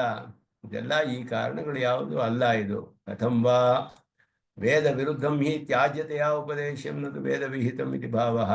ಅಂದ್ರೆ ವೇದ ವಿರುದ್ಧವಾದದ್ದು ತ್ಯಾಗ ಮಾಡಬೇಕೇ ಹೊರತು ವೇದ ವಿಹಿತವಾದದ್ದು ತ್ಯಾಗ ಮಾಡೋಕ್ಕೆ ಸಾಧ್ಯವಿಲ್ಲ. ಅದನ್ನೆಲ್ಲ ಇಲ್ಲಿ ಸೇರಿಸಿ ಇಲ್ಲಿ ಹೇಳ್ತಾ ಇದ್ದಾರೆ. ತ್ರೈಗುಣ್ಯ ವಿಷಯ ವೇದ ನಿಸ್ತ್ರೈಗುಣ್ಯೋ ಭವಾರ್ಜುನ. ಇದಕ್ಕೆ ಪ್ರವೇಶಕ್ಕೆ ಇಷ್ಟು ಅರ್ಥಗಳನ್ನೇ ಹೇಳ್ತಾರೆ ಭಾಷಿಕಾರರು. ಹೇಳಿರುವ ಒಂದು ವಾಕ್ಯ ಇಲ್ಲಿ ಯಾವ ಕಾರಣಕ್ಕಾಗಿ ಹೇಳ್ತಿದೆ ಅನ್ನೋದ್ರೆ, ಆತ್ಮೋಜ್ಜೀವನದಲ್ಲೇ ಪ್ರವೃತ್ತವಾದದ್ದು, ಮಾತಾಪಿತೃ ಸಹಸ್ರೇಭ್ಯ ವತ್ಸಲತರವಾದದ್ದು. ಇಂತಹದ್ದು ಪುನರ್ಜನ್ಮವನ್ನೇ ಉಂಟು ಮಾಡುವ ಈ ಕರ್ಮಗಳು ಯಾಕೆ ಹೇಳಬೇಕು? ಕದಂಬ ವೇದೋರಿತಂ, ಅದನ್ನು ಯಾಕೆ ತ್ಯಾಗ ಮಾಡಬೇಕು ಅಂತ ಹೇಳಕ್ ಸಾಧ್ಯ? ವೇದದಿಂದ ಹೇಳಿರೋದು. ಅದಕ್ಕೆ ಉತ್ತರ ಇಲ್ಲಿ ತ್ರೈಗುಣ್ಯ ವಿಷಯ ವೇದ ನಿಸ್ತ್ರೈಗುಣ್ಯೋ ಭವಾರ್ಜುನ. ಎಲ್ಲರಿಗೂ ಹಿತತಮವನ್ನೇ ಉಪದೇಶ ಮಾಡುತ್ತೆ, ಹಿತವಾದದ್ದನ್ನೇ ಅವರವರ ಗುಣಕ್ಕೆ ಅನುಗುಣವಾಗಿ ಅದನ್ನು ಉಪದೇಶ ಮಾಡುತ್ತೆ. ಲೋಕದಲ್ಲಿ ಎಲ್ಲಾ ವಿಧವಾದ ಅಧಿಕಾರಿಗಳು ಇದ್ದಾರೆ. ತ್ರಯೋ ಗುಣ ತ್ರೈಗುಣ್ಯಂ, 3 ಗುಣಗಳು ತ್ರೈಗುಣ್ಯ ಅಂತ ಹೇಳಲ್ಪಟ್ಟಿದೆ. ಅತ್ರ ಅರ್ಥಾಂತರ ಅಸಂಭವಾತ್, ಬೇರೆ ಅರ್ಥ ಮಾಡೋಕ್ಕಾಗೋದಿಲ್ಲ ಇಲ್ಲಿ. ಅದನ್ನ ವ್ಯಾಕರಣ ವಿಶೇಷವನ್ನ ತೆಗೆದು ತೋರಿಸ್ತಾರೆ ಸ್ವಾಮಿ ದೇಶಿಕನಲ್ಲಿ, ಹೇಗೆ ಇದಕ್ಕೆ ಈ ರೀತಿಯ ಅರ್ಥ ಮಾಡಬೇಕು ಅಂತ. ಇಲ್ಲಿ ಚಾತುರ್ವರ್ಣ್ಯಂ ತ್ರೈಲೋಕ್ಯಂ ಚಾತುರ್ವರ್ಣ್ಯಂ ಚಾತುಸ್ವರ್ಯಂ. ವೇದದಲ್ಲಿ ಚಾತುಸ್ವರ್ಯಂ ಅಂತ ಹೇಳ್ತೀವಿ, 4 ಸ್ವರಗಳು, ಉದಾತ್ತ ಅನುದಾತ್ತ ಸ್ವರಿತ ಪ್ರಚಯ, ಹೀಗೆ ಎಲ್ಲಾ ಕಡೆಯೂ ಚಾತುಸ್ವರ್ಯ. ಇದೆಲ್ಲ ಚಾತುಸ್ವರ್ಯ, ಚಾತುರ್ವರ್ಣ್ಯ, ತ್ರೈಲೋಕ್ಯ, ತ್ರೈಗುಣ್ಯ, ಇವುಗಳಿಗೆಲ್ಲ ಹೀಗೆ ಅರ್ಥ ಮಾಡಬೇಕು. ಆದ್ದರಿಂದ ಅದು ಸೂತ್ರದ ಅನುಗುಣವಾಗಿ ಶಬ್ದ ಮಾಡಿ ಚಾತುರ್ವರ್ಣ್ಯಾದೀನಾಂ ಸ್ವಾರ್ಥೆ ಉಪಸಂಖ್ಯಾನ, ಸ್ವಾರ್ಥಿಕ ಪ್ರತ್ಯಯದ ವಿಷಯ ಹೇಳ್ತಾರೆ. ಆದ್ದರಿಂದ ಇಲ್ಲಿ ತ್ರೈಗುಣ್ಯ ಅಂದ್ರೆ 3 ಗುಣಗಳು ಅಂತಾನೆ ಅರ್ಥ ಅಷ್ಟೇ. ಗುಣಶಬ್ದಸ್ಯ ಪ್ರಯೋಗ ಪ್ರಾಚುರ್ಯಾತ್ ಸಂಖ್ಯಾ ವಿಶೇಷ ಅನ್ವಯ ಬಲಾತ್. ಇದರಲ್ಲಿ ಹೇಳ್ತಾ ಇದ್ದಾರೆ, ಸೂತ್ರದಲ್ಲಿ ಅದನ್ನ ಹೇಳ್ತಾರೆ. ವಕ್ಷ್ಯಮಾಣ ಪರ್ಯಾಲೋಚನಾಚ ಸಿದ್ಧಂ ಅರ್ಥ ವಿಶೇಷಂ ಸತ್ವರಜಸ್ತಮಾಂಸಿ. ಆದ್ದರಿಂದ ಈ ವ್ಯಾಕರಣದ ಪ್ರಕಾರವಾಗಿಯೂ ಪಾಣಿನಿ ಸೂತ್ರ ಪ್ರಕಾರವಾಗಿ ಇದು ಸ್ವಾರ್ಥಿಕದಲ್ಲಿ ಬರುತ್ತೆ. ಸ್ವಾರ್ಥದಲ್ಲಿ ಪ್ರತ್ಯಯ ತನ್ನ ಸ್ವಾರ್ಥ ಅಂದ್ರೆ ಅದನ್ನೇ ತಿಳಿಸು. ತ್ರೈಗುಣ್ಯ ಅನ್ನೋದು 3 ಗುಣಗಳು ಅಂತಾನೆ ಅರ್ಥ. ತ್ರಯೋ ಗುಣ ತ್ರೈಗುಣ್ಯಂ ಅಷ್ಟೇ ಅದಕ್ಕೆ ಅರ್ಥ. ಸ್ವರ್ಗಾದಿ ಫಲಕರಣ ಇತಿ ಕರ್ತವ್ಯಾಧಿಕಾರಿ ವಿಶೇಷಾದಿ ವಿಷಯ ಹಿ ವೇದ. ಅದು ಇಲ್ಲಿ ಹೇಳಿದ್ರು, ವೇದಗಳು ಸ್ವರ್ಗಾಮಲಾದ ಫಲಗಳನ್ನ, ಅದಕ್ಕೆ ಸಾಧನ ಮತ್ತೆ ಅದಕ್ಕೆ ಅಂಗಗಳು, ಇತಿ ಕರ್ತವ್ಯತೆಗಳು, ಅದಕ್ಕೆ ಅಧಿಕಾರಿಗಳಿಗೆ ವಿಶೇಷ ಒಂದು ವಿಷಯವಾಗಿ ಹೊಂದಿದೆ. ನ ಪುನಃ ಸತ್ವರಜಸ್ತಮೋ ವಿಷಯ ದೃಶ್ಯಂತೆ. ಸತ್ವರಜಸ್ತಮಸ್ಸುಗಳಿಗೆ ವಿಷಯವಲ್ಲವಲ್ಲ ಅಂದ್ರೆ ಸತ್ವರಜಸ್ತಮಸ್ಸು ಅತ್ಯಧಿಕವಾಗಿರುವ ಪುರುಷರು ಅಧಿಕಾರಿಗಳು, ಅಧಿಕಾರಿಗಳ ವಿಷಯವೇ ಇಲ್ಲಿ ಹೇಳ್ತಾ ಇರೋದು. ಸ್ವರ್ಗಾದಿ ಫಲಗಳಿಗೆ ಸಾಧನವನ್ನು ಅಂಗವನ್ನು ಅದು ಯಾರ್ಯಾರು ಅಧಿಕಾರಿಗಳಿಗೋ ಅವರಿಗೆ ಉಪದೇಶ ಮಾಡ್ತಿದೆ ವೇದ. ಸತ್ವರಜಸ್ ತಮಸ್ಸು ಗುಣಗಳಿಗೆ ವಿಷಯವಲ್ಲ, ಗುಣಗಳನ್ನು ಹೊಂದಿರುವ ಅಂತಹ ಅಧಿಕಾರಿಗಳು ವಿಷಯ ವೇದಕ್ಕೆ. ತತ್ತದ್ಗುಣ ಪ್ರಾಚುರ್ಯಾತ್ ಪುರುಷಾಹ ತತ್ತಚ್ಛಬ್ದೇನ ಉಪಚರ್ಯಂತೆ. ಬಹಳ ಸಾತ್ವಿಕರು ಅಂತ ಹೇಳಿದ್ರೆ ಸತ್ವಗುಣ ಅಧಿಕವಾಗಿ ಉಳ್ಳವರು ಅಂತ ಅರ್ಥ ಅಷ್ಟೇನೆ. ಆದ್ದರಿಂದ ಆ ರೀತಿ ಪ್ರಯೋಗ ಇರೋದ್ರಿಂದ ಆ ರೀತಿ ಅರ್ಥ ಇದು. ಭಾಷ್ಯಾಂತರೋಕ್ತಾತು ಫಲಲಕ್ಷಣ ಮಂದ, ಫಲವನ್ನು ಹೇಳಲ್ಪಟ್ಟಿದೆ, ಅದು ಮಂದವಾದದ್ದು ಅಂತ ಬೇರೆ ಭಾಷೆಗಳಲ್ಲಿ ಹೇಳಿರೋದು. ಅಧಿಕಾರಿ ವ್ಯವಸ್ಥಾಪನಂ ತು ಅತ್ರ ಉಪಯುಕ್ತತಮಂ ಇತಿ ಭಾವ. ಅಧಿಕಾರಿಗಳನ್ನ ಇಲ್ಲಿ ವ್ಯವಸ್ಥಾಪನೆ ಮಾಡೋದೇ ಬಹಳ ಉಪಯುಕ್ತವಾದದ್ದು. ಯಾಕೆ ಅಂದ್ರೆ ಇಲ್ಲಿ ಅರ್ಜುನನಿಗೆ ಉಪದೇಶ ಮಾಡಿ ಅವನ ಮೂಲಕ ಎಲ್ಲರಿಗೂ ಉಪದೇಶ ಮಾಡ್ತಾ ಇರೋದು ಇದು. ಆದ್ದರಿಂದ ಎಲ್ಲರಿಗೂ ಆತ್ಮೋಜ್ಜೀವನ ಮಾಡ್ಕೊಳ್ಬೇಕಾದ್ರೆ ಸತ್ವವನ್ನು ಅಧಿಕ ಮಾಡ್ಕೊಳ್ಬೇಕು ಅನ್ನೋದು ಅಧಿಕಾರಿ ವ್ಯವಸ್ಥಾಪನೆಯೇ ಪ್ರಯೋಜನ ಇಲ್ಲಿ. ಆದ್ದರಿಂದ ಫಲ ಹೇಳೋದಕ್ಕಿಂತ ಅಧಿಕಾರಿ ವ್ಯವಸ್ಥಾಪನೆ ಮಾಡೋದು ಹೆಚ್ಚು ಪ್ರಯೋಜನ. ಆ ದೃಷ್ಟಿಯಿಂದ ಭಾಷ್ಯಕಾರರು ಸತ್ವರಜಸ್ತಮ ಪ್ರಚುರರಾದ ಅಧಿಕಾರಿಗಳು ಅಂತ ಅರ್ಥ ಮಾಡಿದ್ರು. ತ್ರೈಗುಣ್ಯ ವಿಷಯ ವೇದಾಹ ಅಂತ ಹೇಳಿದ್ರೆ ಗುಣಗಳೇ ವಿಷಯವಲ್ಲ, ಗುಣಗಳನ್ನು ಅಧಿಕವಾಗಿ ಉಳ್ಳ ಅಧಿಕಾರಿಗಳು ಅಂತ ಅರ್ಥ. ಅತಃ ಅಸ್ತ್ವೇವಂ ಗುಣತ್ರಯ ಪ್ರಚುರ ಪುರುಷ ವಿಷಯ ಯೋಜ್ಯಸ ಕಿಮಾಯಾತಂ. ಲೋಕದಲ್ಲಿ ಏಕಸ್ಮಿನ್ನೇವ ಅಧಿಕಾರಿಣಿ ಗುಣತ್ರಯ ಪ್ರಾಚುರ್ಯ ಭ್ರಮ ನಿರಾಸೇನ. ಒಬ್ಬನೇ ಅಧಿಕಾರದಲ್ಲಿ 3 ಗುಣಗಳು ಅಂತಲ್ಲ, ತಮಸ್ಸೇ ಅಧಿಕವಾಗಿರೋರು ಅನೇಕ ಅಧಿಕಾರಿಗಳಿದ್ದಾರೆ, ರಜಸ್ಸು ಅಧಿಕವಾಗಿರೋರು ಅನೇಕರಿದ್ದಾರೆ, ಸತ್ವ ಅಧಿಕರಾಗಿರೋರು ಅನೇಕರಿದ್ದಾರೆ. ಆದ್ದರಿಂದ ತದ್ದದ್ ವಿನಿಷೇಧ ವಿಷಯ ಅಧಿಕಾರಿ ವೈಚಿತ್ರ್ಯ ಅಭಿವ್ಯಕ್ತ್ಯರ್ಥಂ. ಆದ್ದರಿಂದ ಆಯಾ ವಿಧಿ ನಿಷೇಧಗಳು, ಆಯಾ ವಿಧಿ ನಿಷೇಧಗಳಿಗೆ ಅಧಿಕಾರಿಯಾದಂತಹ ಅವರ ಒಂದು ವೈಚಿತ್ರ್ಯ. ಅನೇಕರಿದ್ದಾರೆ, ಅದು ಅನೇಕ ವಿಭಾಗಗಳೇ. ಅದರಲ್ಲಿ ಕೆಲವರಿಗೆ ಸತ್ವವೇ ಹೆಚ್ಚಿರುತ್ತೆ, ಕೆಲವರು ತಮಸ್ಸೆ ಹೆಚ್ಚಿರುತ್ತೆ, ಕೆಲವರು ರಜಸ್ಸೇ ಹೆಚ್ಚಿರುತ್ತೆ. ಅಂತ ಅವರಿಗೆ ಆಯಾ ವಿಧಿ ನಿಷೇಧಗಳು ಏನೇನು ಅನ್ವಯಿಸುತ್ತೋ ಅದೆಲ್ಲ ಇಲ್ಲಿ ಹೇಳಲ್ಪಟ್ಟಿದೆ. ತಮಃ ಪ್ರಚುರಾಣಾಂ ಇತ್ಯಾದಿ ಪೃಥಕ್ ನಿರ್ದೇಶ ಬೇರೆ ಬೇರೆಯಾಗಿ ಹೇಳಲ್ಪಟ್ಟಿದೆ. ತಮಃ ಪ್ರಚುರಾಣಾಂ, ರಜ ಪ್ರಚುರಾಣಾಂ, ಸತ್ವ ಪ್ರಚುರಾಣಾಂ ಅಂತ ಹೇಳಿ ಬೇರೆ ಬೇರೆಯಾಗಿ ಹೇಳಿರೋದು ಅದೇ ಕಾರಣದಿಂದ. ತಾಮಸಾದಿ ಅಧಿಕಾರಿ ಬಾಹುಲ್ಯತ್ವಾತ್ ಅಲ್ಪತರತ್ವ ಪ್ರಕಾಶನಾಯ. ಬಾಹುಲ್ಯ, ಅಲ್ಪತ್ವ, ಅಲ್ಪತರತ್ವ ಪ್ರಕಾಶನಾಯ ಸತ್ವರಜಸ್ತಮಸಾಂ ಅತ್ರ ವ್ಯುತ್ಕ್ರಮ ಪಾಠ. ಸತ್ವರಜಸ್ತಮಸ್ಸು ಅಂತ ತ್ರೈಗುಣ್ಯ ವಿಷಯ ಹೇಳಿದ್ರು. ತಮಸ್ಸನ್ನ ಮೊದಲು ಹೇಳಿ, ರಜಸ್ ಹೇಳಿ, ಆಮೇಲೆ ಸತ್ವ ಹೇಳಿದ್ರು. ತಮಸ್ ಪ್ರಚುರರಾದವರು ಯಾಕೆ ಅಂತ ಹೇಳಿದ್ರೆ ಅಧಿಕಾರಿ ಬಾಹುಲ್ಯಾತ್. ಸ್ವಾಮಿ ದೇಶಿಕರು ತಿಳಿಸ್ತಾರೆ, ಅಂತ ಅಧಿಕಾರಿಗಳು ಹೆಚ್ಚಾಗಿದ್ದಾರೆ ಲೋಕದಲ್ಲಿ. ರಜಸ್ಸು ಇನ್ನೂ ಅಲ್ಪ, ಸತ್ವದವರು ಇನ್ನೂ ಅತ್ಯಂತ ಅಲ್ಪ, ಸತ್ವ ಹೆಚ್ಚಾಗಿರೋರು. ಆದ್ದರಿಂದ ಅಲ್ಪತರತ್ವ ಪ್ರಕಾಶನಾಯ. ಅವರು ಅತ್ಯಧಿಕವಾಗಿದ್ದಾರೆ, ಬಹುಳ, ಇದು ಅಲ್ಪತರ. ಹೀಗೆ 3 ವಿಧವಾದ ಅಧಿಕಾರಿಗಳಲ್ಲಿ ಆ ಕಾರಣದಿಂದ ಇದರಲ್ಲಿ ವಿರುದ್ಧವಾದ ಕ್ರಮವನ್ನ ಬದಲಾಯಿಸಿದ್ದಾರೆ. ಸತ್ವರಜಸ್ ತಮಸ್ಸು ಅಂತ ಹೇಳಿದೆ, ತಮಸ್ಸು ರಜಸ್ಸು ಸತ್ವ ಅನ್ನೋ ಕ್ರಮದಲ್ಲಿ ಅಧಿಕಾರಿಗಳನ್ನ ಇಲ್ಲಿ ಭಾಷಿಕಾರರು ವ್ಯಾಖ್ಯಾನ ಮಾಡಿದಾಗ ತತಶ್ಚ ಕ್ರಮಾತ್ ಐಹಿಕ ಆಮುಷ್ಮಿಕ ಅಪವರ್ಗ ಅಭಿಲಷಿನಃ ಉಪಲಕ್ಷ್ಯಂತೆ.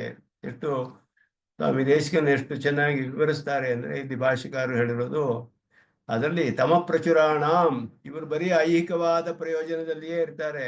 ರಜ ಪ್ರಚುರಾಣಾಂ ಆಮುಷ್ಮಿಕ ಸ್ವರ್ಗಾದಿ ಫಲಗಳನ್ನು ಇಷ್ಟಪಡ್ತಾರೆ. ಸತ್ವ ಪ್ರಚುರಾಣಾಂ ಅಪವರ್ಗವನ್ನು ಇಚ್ಛೆ ಪಡ್ತಾರೆ.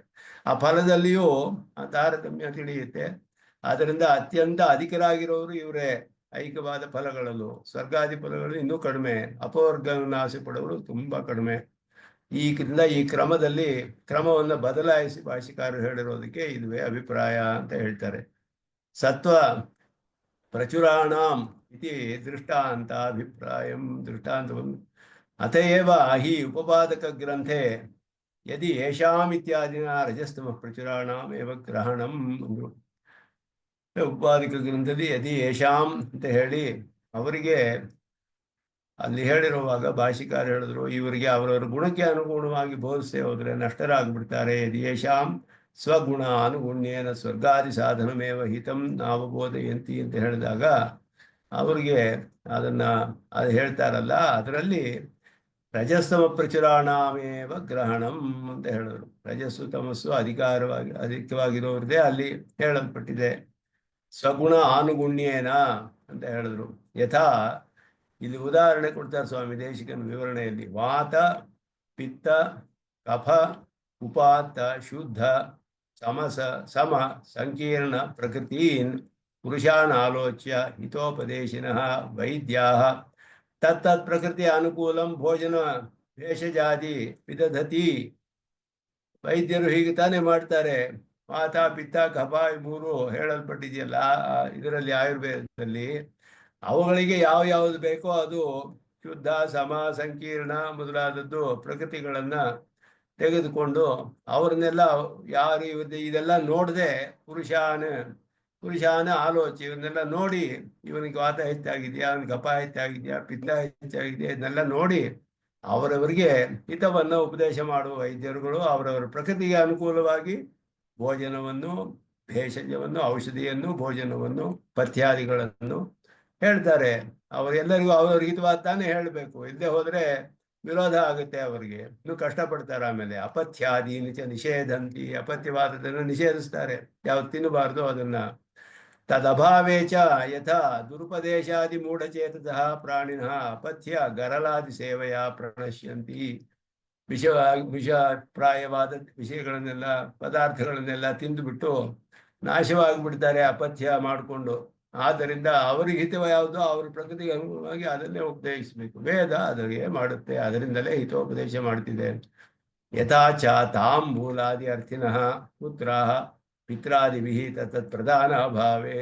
ಉದಾಹರಣೆ ಇದ್ದಂತ ಕೊಟ್ಟರು. ಮಕ್ಕಳು ತಾಂಬೂಲ ಮೊದಲಾದ ಆಸೆ ಪಡ್ತಾರೆ, ಅವ್ರಿಗೆ ಹಿಂದೆ ಹೋದ್ರೆ ಚೌರ್ಯಾದಿನ ಪ್ರಣಶ್ಯಂತಿ, ಕಳ್ತನ ಮಾಡಿ ಅದನ್ನು ತಿಂದು ಬಿಡ್ತಾರೆ ಅದನ್ನೆಲ್ಲ. ತಥಾ ಅತ್ರಾಪಿ ಇತಿ ಭಾವ. ಆದ್ದರಿಂದ ಇದೇ ರೀತಿ ಆಗುತ್ತೆ. ವೇದ ಇದೆಲ್ಲ ಬಿಟ್ಟುಬಿಟ್ರೆ ಅವ್ರಿಗೆಲ್ಲ ಹಿತವನ್ನು ಉಪದೇಶ ಮಾಡದೆ ಹೋದ್ರೆ ದೋಷ ಬರುತ್ತೆ. ಅವರಿಗೆಲ್ಲ ಲೋಕದಲ್ಲಿ ಇರುವ ಎಲ್ಲರೂ ಅದು ಎಷ್ಟೋ ಜನ ನಷ್ಟರಾಗ್ಬಿಡ್ತಾರೆ, ತಮಸ್ಸು ರಜಸ್ಸು ಅಧಿಕರಾಗಿರೋರು. ಆದ್ದರಿಂದ ಸ್ವರ್ಗಾದಿ ಸಾಧನಮೇವ ನಹಿ ಪಿಪಾಸಾದಿ ಪೀಡಿತಾನಾಂ ತದಾನೀಂ ರಸಾಯನಾದಿಕಂ ವಿಧೇಯಮಿತಿ ಭಾವ. ಬಹಳ ಬಾಯಾರಿಕೆ ಆಗಿರೋವನಿಗೆ ರಸಾಯನವನ್ನೇ ಕೊಡಬೇಕು ಅಂತ ಇಲ್ಲ, ನೀರು ಕೊಟ್ಟರೆ ಸಾಕು ಅವನಿಗೆ, ತೀರ್ಥವನ್ನು ಕೊಟ್ಟರೆ ಸಾಕು ಅವನಿಗೆ, ಬಾಯಾರಿಕೆ ಹೋಗ್ಬಿಡುತ್ತೆ. ರಸಾಯನ ಬೇಕಾಗಿಲ್ವಲ್ಲ ಅವನಿಗೆ. ಆದ್ದರಿಂದ ರಜಸ್ ಹೆಚ್ಚಾಗಿರೋವನಿಗೆ ಸ್ವರ್ಗ ಫಲ ಕೊಡಿದ್ರೆ ಹೇಳಿದ್ರೆ ಸಾಕು, ಸಾಧನಕ್ಕೆ ಅಪವರ್ಗ ಹೇಳಬೇಕಾಗಿಲ್ಲ ಅವನಿಗೆ ಅರ್ಥ. ಮೋಕ್ಷ ವೈಮುಖ್ಯಂ ಸ್ವಾಪೇಕ್ಷಿತ ಫಲ ಸಾಧನ ಅಜ್ಞಾನಂ ಚ ತಮಕೃತ್ಯಂ. ತಮಸ್ಸು ಹೆಚ್ಚಾಗಿದ್ರೆ ಏನಾಗುತ್ತೆ, ಮೋಕ್ಷದಿಂದ ವಿಮುಖರಾಗ್ತಾರೆ. ತಮಗೆ ಅಪೇಕ್ಷಿತವಾದ ಫಲಕ್ಕೆ ಸಾಧನವು ತಿಳಿಯಲಿಲ್ಲ ಅವರಿಗೆ. ಇದರಿದ್ರೆ ತಮಸ್ಸು ಅಧಿಕವಾಗಿದೆ ಅಂತ ಅರ್ಥ. ಈ ಗುಣಗಳು ಇನ್ನೊಂದು ವಿಶೇಷವಾದ ವಿಷಯ ಹೇಳ್ತಾರೆ ಇಲ್ಲಿ ಸ್ವಾಮಿ ದೇಶಿಕರು. ಗುಣಗಳು ನಮಗೆ ಹೇಗೆ ಅನ್ನೋದು ಮೊದಲು ತಿಳಿಯೋದಿಲ್ಲ, ಅದ್ರ ಕಾರ್ಯ ನೋಡಿ ತಿಳಿಬೇಕು. ಆದ್ದರಿಂದ ಇವನಿಗೆ ತುಂಬಾ ನಿದ್ದೆ ಬರ್ತಾ ಇದ್ರೆ ತಾಮಸ ಹೆಚ್ಚಾಗಿದೆ, ತಮಸ್ಸು ಅಂತ ಅರ್ಥ. ಇವನಿಗೆ ತಮಗೆ ಬೇಕಾದ ಫಲಕ್ಕೆ ಸಾಧನ ತಿಳಿಲಿಲ್ಲ ಅಂದ್ರೆ ತಮಸ್ಸು ಹೆಚ್ಚಾಗಿದೆ ಅಂತ ಅರ್ಥ. ಮೋಕ್ಷದಿಂದ ವಿಮುಖರಾಗಿದ್ರೆ ತಮಸ್ಸು ಹೆಚ್ಚಾಗಿದೆ ಅಂತ ಅರ್ಥ. ಇದು ಕಾರ್ಯವನ್ನು ನೋಡಿ ಕಾರಣವನ್ನು ಊಹೆ ಮಾಡಬೇಕು. ಗುಣ ಕಣ್ಣು ಕಾಣೋದಿಲ್ಲ. ಸತ್ವ ಹೆಚ್ಚಾಗಿದೆಯಾ ರಜಸ್ ಹೆಚ್ಚಾಗಿದೆಯಾ ಒಬ್ಬನಿಗೆ ಮನುಷ್ಯನಿಗೆ ಅಂದ್ರೆ ಹೇಗೆ ತಿಳಿಯುತ್ತೆ ನಮ್ಗೆ? ಕಣ್ಣು ಕಾಣೋದಿಲ್ಲ. ಅದು ಕಾರ್ಯವನ್ನು ನೋಡಿ ಊಹೆ ಮಾಡಬೇಕು. ಆದ್ದರಿಂದ ಇಲ್ಲಿ ಆತ್ಮೋಜ್ಜೀವನದಲ್ಲಿ ಪ್ರವೃತ್ತವಾಗಬೇಕು ಅಂತ ಉಪದೇಶ ಮಾಡ್ತಿರೋದು ಆ ಕಾರಣದಿಂದಲೇ. ನೀನು ಈ ಪ್ರವೃತ್ತಿ ಮಾಡಿಕೊಂಡ್ರೆ ನಿನಗೆ ಸತ್ವ ಹೆಚ್ಚಾಗುತ್ತೆ. ಸತ್ವ ಹೆಚ್ಚು ಮಾಡ್ಕೋ ಅಂದ್ರೆ ಏನರ್ಥ? ಸತ್ವವನ್ನು ಹೆಚ್ಚು ಮಾಡ್ಕೊಳ್ಳೋದು. ಆಹಾರ ಸೇವನೆ ಮಾಡಿದ್ರೆ ಸತ್ವ ಹೆಚ್ಚಾಗುತ್ತೆ, ಆತ್ಮೋಜ್ಜೀವನ ಮಾಡಿದ್ರೆ ಸತ್ವ ಹೆಚ್ಚಾಗುತ್ತೆ. ಈ ರೀತಿ ಕಾರ್ಯದಿಂದ ಕಾರಣವನ್ನು ಸಾಧಿಸಬೇಕು. ಹಾಗೆ ಇಲ್ಲಿ ಕಾಮಪ್ರಾವಣ್ಯಾಧಿಕಂ ತು ಯಥಾಂಶಂ ರಜಸ್ತಮ ಕೃತ್ಯಂ. ರಜಸ್ಸು ತಮಸ್ಸು ಎಲ್ಲ ಇದ್ರೆ ಕಾಮ ಪ್ರಾವಣ್ಯ ಮೊದಲಾದದ್ದು ಬರುತ್ತೆ. ಕಾಮಪ್ರಾವಣ್ಯ ವಿವಶಾಹ ಕಾಮ್ಯ ಫಲಾಭಿಸಂಧಿ ಬಲೇನ ಆತ್ಮಾನಂ ನಿಯಂತು ಅಶಕ್ತಾಹ. ಕಾಮಪ್ರಾವಣ್ಯದಲ್ಲೇ ಅದಕ್ಕೆ ವಶರಾಗಿಬಿಟ್ಟು ಅತಿಯಾದ ಆಸೆಗಳಿಗೆ ಕಾಮ್ಯ ಫಲವನ್ನೇ ಅವರು ಇಷ್ಟಪಟ್ಟು ಆತ್ಮನನ್ನ ನಿಯಮನ ಮಾಡೋದಕ್ಕೆ ಶಕ್ತಿ ಇಲ್ಲ ಅವರಿಗೆ. ಅನುಪಾದೇಯೇಷು ಇತ್ಯಾದಿ ಯಥಾ ಬೌದ್ಧಾದೇಯ ಇತಿ ಭಾವ್ಯಂ. ಉಪಾದೇಯವಲ್ಲದನ್ನ ಉಪಾದೇಯ ಅಂತ ತಿಳಿದು ಬಿಡ್ತಾರೆ ಅವರು. ಬೌದ್ಧಾದೇಯ ಸ್ವಾಮಿ ದೇಶಿಕರು ಹೇಳ್ತಾರೆ, ಬುದ್ಧರ ಹಾಗೆ ಮಾಡಿದ್ರು ಅಂತ. ಯಾವುದು ಉಪಾದೇಯವಲ್ಲವೋ ಅದನ್ನ ಉಪಾದೇಯ ಅಂತ ತಿಳಿತಾರೆ. ಅನುಪಾದೇಯೇಷು ಉಪಾದೇಯ ಭ್ರಾಂತ್ಯ ಪ್ರವಿಷ್ಟಾ ಪ್ರನಷ್ಟಾ ಭವೇಯುಹು. ಅದರಿಂದ ಅದು ಹಾಗಾಗ್ತಾರೆ ಅಂತ ಹೇಳಿದ್ರು. ಪ್ರನಷ್ಟಾ ಭವೇಯುಹು ಇತಿ ದುಷ್ಕರ್ಮ ವಿಪಾಕೇನ ಸ್ಥಾವರಾದಿಭಾವಮಪಿ ಆಶ್ರಿತ್ಯ ಅಚಿತ್ ಕಲ್ಪತೆಯ ಪುರುಷಾರ್ಥ ಯೋಗ್ಯತಾ ಗಂಧರಹಿತಾ ಭವೇಯುಹು. ಇದು ಅತ್ಯಂತ ಕೆಳಮಟ್ಟದ ಒಂದು ಜನ್ಮ ಅಂದ್ರೆ ವೃಕ್ಷಾದಿಗಳು ಅಂತ ಹೇಳಲ್ಪಟ್ಟಿದೆ. ಸ್ಥಾವರ ಜನ್ಮ ಬಹಳ ಕೆಳಮಟ್ಟದ ಜನ್ಮ ಅಂತ ಹೇಳಲ್ಪಟ್ಟಿದೆ. ಅದನ್ನ ಕುಲಶೇಖರ ಆಳ್ವಾರ್ ಅನುಭವಿಸ್ತಾರೆ. ಆಳಿದು ಅಳಿಲಿನ ಸೇವೆ ಅಂತ ಹೇಳೋ ಹಾಗೆ ಮಾಡುವಾಗ ಸೇತುವೆ ಕಟ್ಟಿದ್ದಾಗ ಅಳಿಲುಗಳು ಮರಳಿನಲ್ಲಿ ನೀರಿನಲ್ಲಿ ಹೋಗಿ ಮುಳುಗಿ ಬಂದು ಮರಳಿನಲ್ಲಿ ಮತ್ತೆ ಮೈಯನ್ನೆಲ್ಲ ಮರಳು ಮಾಡ್ಕೊಂಡು ಹೋಗಿ ಮತ್ತೆ ಹೋಗಿ ಸೇತುವೆಯಲ್ಲಿ ಕಲ್ಲು ಬಂಡೆಗಳು ವಾನರ ಹಾಕ್ತಾ ಇಲ್ಲ ಮಧ್ಯ ಮಧ್ಯ ಗ್ಯಾಪ್ ಇತ್ತಲ್ಲ ಸಂಧಿಗಳು ಅದೆಲ್ಲ ಮರಳು ತುಂಬಿಸೋವಂತೆ. ಆ ವೃಕ್ಷಗಳು ಅಲ್ಲಿ ನಿಂತ್ಕೊಂಡು ಸುಮ್ಮನೆ ನೋಡ್ತಾ ಇದ್ವು ಅಂತೆ. ಆ ವೃಕ್ಷಗಳು ಅಯ್ಯೋ ಈ ಅಳಿನಷ್ಟು ಕೂಡ ನನಗೆ ಸೇವೆ ಮಾಡೋಕ್ಕೆ ಆಗ್ತಾ ಇಲ್ವಲ್ಲ, ನಾನು ಆ ವೃಕ್ಷಗಳ ಹಾಗಿದ್ದೀನಿ ಅಂತ ಆಳ್ವಾರ ಅನುಸಂಧಾನ ಮಾಡ್ತಾರೆ. ವೃಕ್ಷದ ಜನ್ಮ ತುಂಬಾ ಕೆಳಮಟ್ಟದ ಜನ್ಮ ಅಂತ ಹೇಳಲ್ಪಟ್ಟಿದೆ. ವೃಕ್ಷದ ಜನ್ಮ ಬಂದ್ಬಿಟ್ರೆ ಹಾಗೆ ಸ್ಥಾವರಾದಿ ಭಾವಮುಪಿ ದುಷ್ಕರ್ಮ ವಿಪಾಕೇನ, ಉಪಾಯ ಅವರಿಗೆ ಉಪಾಯವನ್ನು ಹೇಳದೆ ಹೋದ್ರೆ ವೇದ ಏನಾಗುತ್ತೆ, ಸ್ಥಾವರ ಜನ್ಮವೋ ಏನೋ ಬಂದ್ಬಿಡುತ್ತೆ. ಆದ್ದರಿಂದ ಆ ಚಿತ್ತಿನ ತಂತೆ ಪುರುಷಾರ್ಥಕ್ಕೆ ಯೋಗ್ಯತೆಯ ಗಂಧವೂ ಇಲ್ಲದೆ ಇರೋ ಹಾಗೆ ನಷ್ಟರಾಗ್ಬಿಡ್ತಾರೆ. ಆದ್ದರಿಂದ ವೇದ ಹಾಗೆ ಉಪದೇಶ ಮಾಡಕ್ಕೆ ಸಾಧ್ಯವಿಲ್ಲ, ಅದು ಬಿಡಕ್ಕೆ ಸಾಧ್ಯವಿಲ್ಲ. ಎಲ್ಲವನ್ನು ತ್ರೈಗುಣ್ಯ ವಿಷಯ ವೇದಾಹ, ವೇದಗಳು ಹೇಳಲೇಬೇಕು. ಹಿತವಾದದ್ದು ಉಪದೇಶ ಮಾಡುತ್ತೆ ಆಯಾ ಅಧಿಕಾರಿಗಳಿಗೆ. ವೇದ ವಿಷಯದಲ್ಲಿ ಆಶ್ಚರ್ಯವಾಗಿ ಇಲ್ಲಿ ಸ್ವಾಮಿ ದೇಶಿಕನ್ ಭಾಷಿಕಾರರ ಅಭಿಪ್ರಾಯವನ್ನೆಲ್ಲ ವಿವರಿಸ್ತಾರೆ. ಅತಃ ಉಕ್ತ ಪ್ರಕಾರೇಣ ಕಾಮ್ಯೋಪದೇಶಸ್ಯ ಹಿತತಮತ್ವಾತ್ ಇತ್ಯರ್ಥ ಸಮರ್ಥನೆ ಮಾಡ್ತಾರೆ. ಇಷ್ಟೆಲ್ಲ ವಿವರಣೆ ಮಾಡಿ ಹೇಗೆ ಭಾಷ್ಯಕಾರರು ಹೇಳಿರೋದು ಕಾಮ್ಯೋಪದೇಶ ಹಿತತಮತ್ವಾತ್, ಹಿತತಮವಾಗಿರೋದ್ರಲ್ಲೇ ಕಾಮ್ಯೋಪದೇಶವೂ ಮಾಡ್ತಾ ಇದೆ ವೇದ ಅಂತ ಹೇಳ್ತಾರೆ. ಅದನ್ನ ಸಮರ್ಥನೆ ಮಾಡ್ತಾರೆ ಅದ್ಭುತವಾಗಿ ಇಲ್ಲಿ ವಿವರಣೆ ಮಾಡಿ, ಎಷ್ಟು ವಿವರಣೆಯಿಂದ. ತ್ವಂತು ಇತಿ ತುಶಬ್ದೇನ ಅಧಿಕಾರಿ ವೈಷಮ್ಯಂ ಜ್ಯೋತೆ ಇತಿ, ನೀನು ಆ ರೀತಿಯಲ್ಲಪ್ಪ, ನೀನು ಸಾತ್ವಿಕನಾದವನು.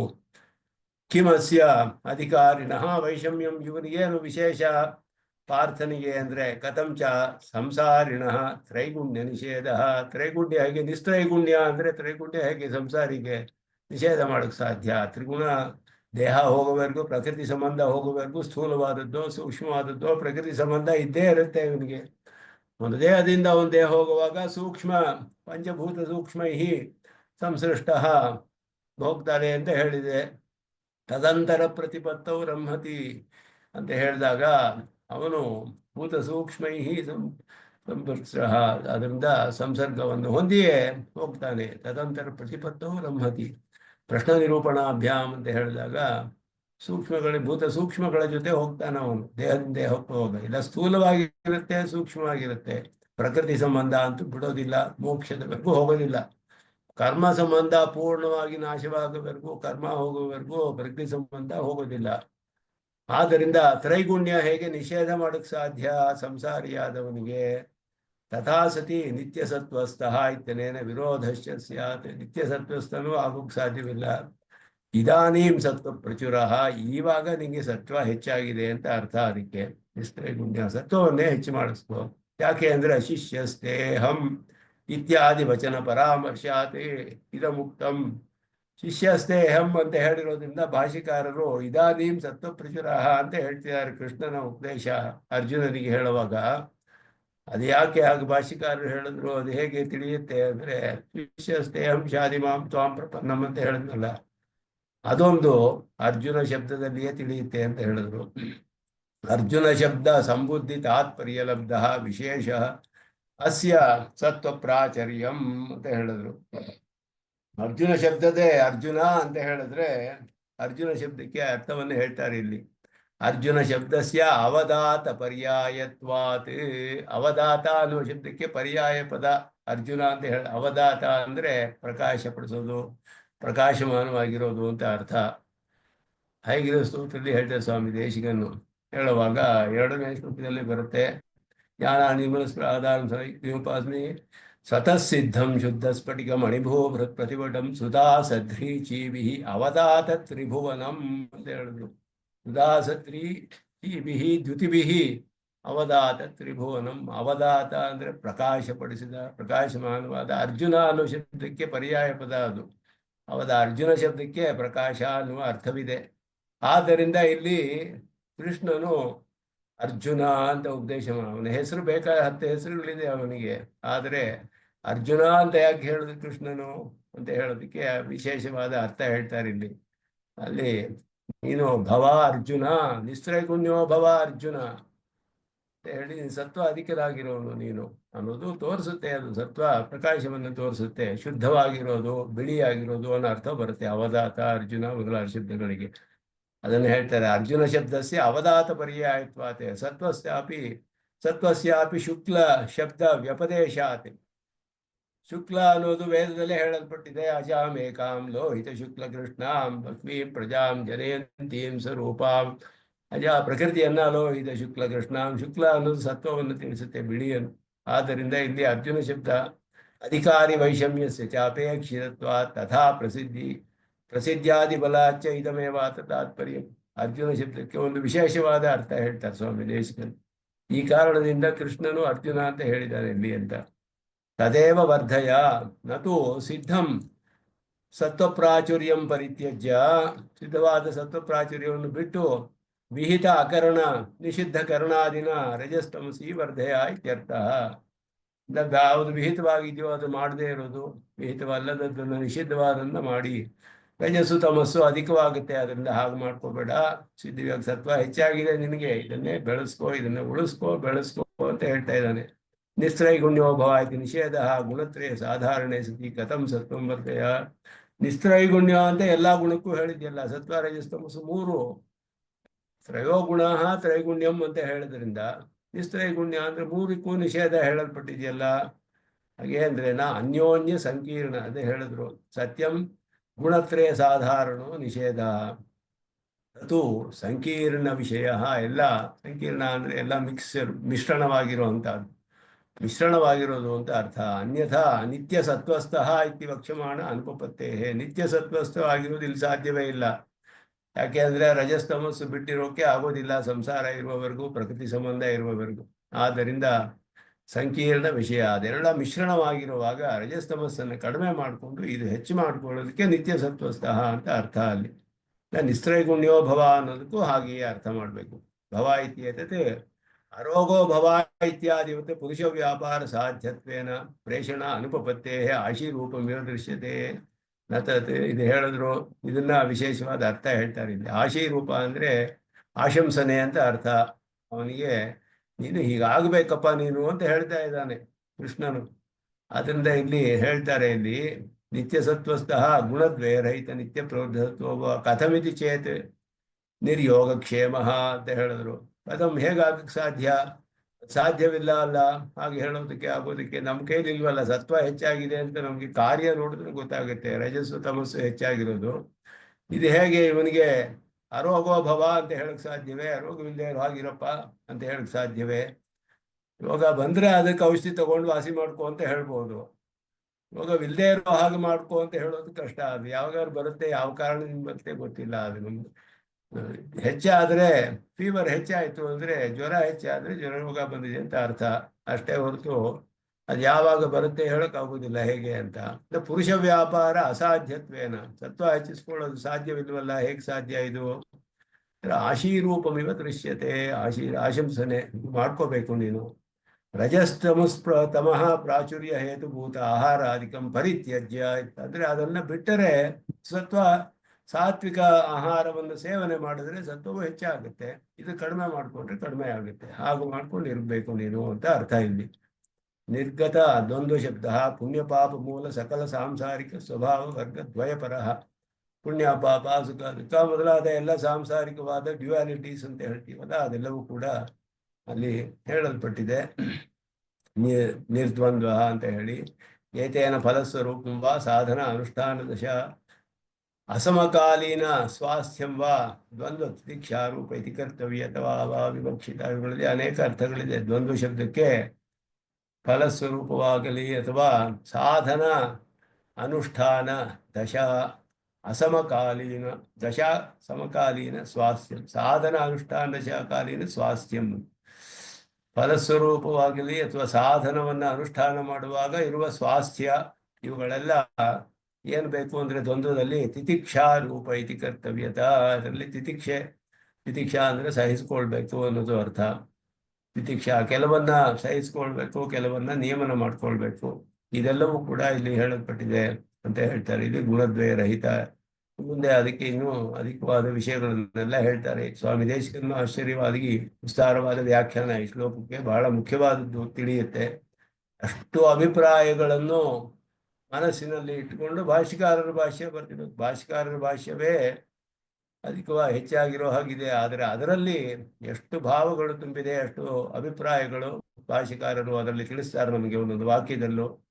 ಅದನ್ನು ಸ್ವಾಮಿ ದೇಶಿಕನ ಅದ್ಭುತವಾಗಿ ತಿಳಿಸ್ತಾರೆ. ಅದನ್ನು ಮುಂದೆ ಮುಂದುವರ್ಸೋಣ ಅಂತ ಹೇಳಿ ನಮಸ್ಕಾರಗಳನ್ನು ತಿಳಿಸ್ಕೊಳ್ತೇನೆ. ಯೋ ನಿತ್ಯಮಚ್ಯುತ ಪದಾಂಬುಜಯುಗ್ಮರುಕ್ಮವ್ಯಾಮೋಹತಃ ತರಿತರಾಣಿತ್ನಾಯ ಮೇನೆ ಸ್ಮೃತಿರೋರ್ಭಗವತೋಸ್ಯೇಕ ಸಿಂಧೋ ರಾಮಾನುಜಸ್ಯ ಚರಣೋ ಶರಣಂ ಪ್ರಪದ್ಯೆ. ಕವಿತಾರ್ಕಿಕ ಸಿಂಹಾಯ ಕಲ್ಯಾಣ ಸುಶಾಲತೆ ಶ್ರೀಮತೆ ವೆಂಕಟೇಶಾಯ ವೇದಾಂತ ಗುರವೇ ನಮಃ.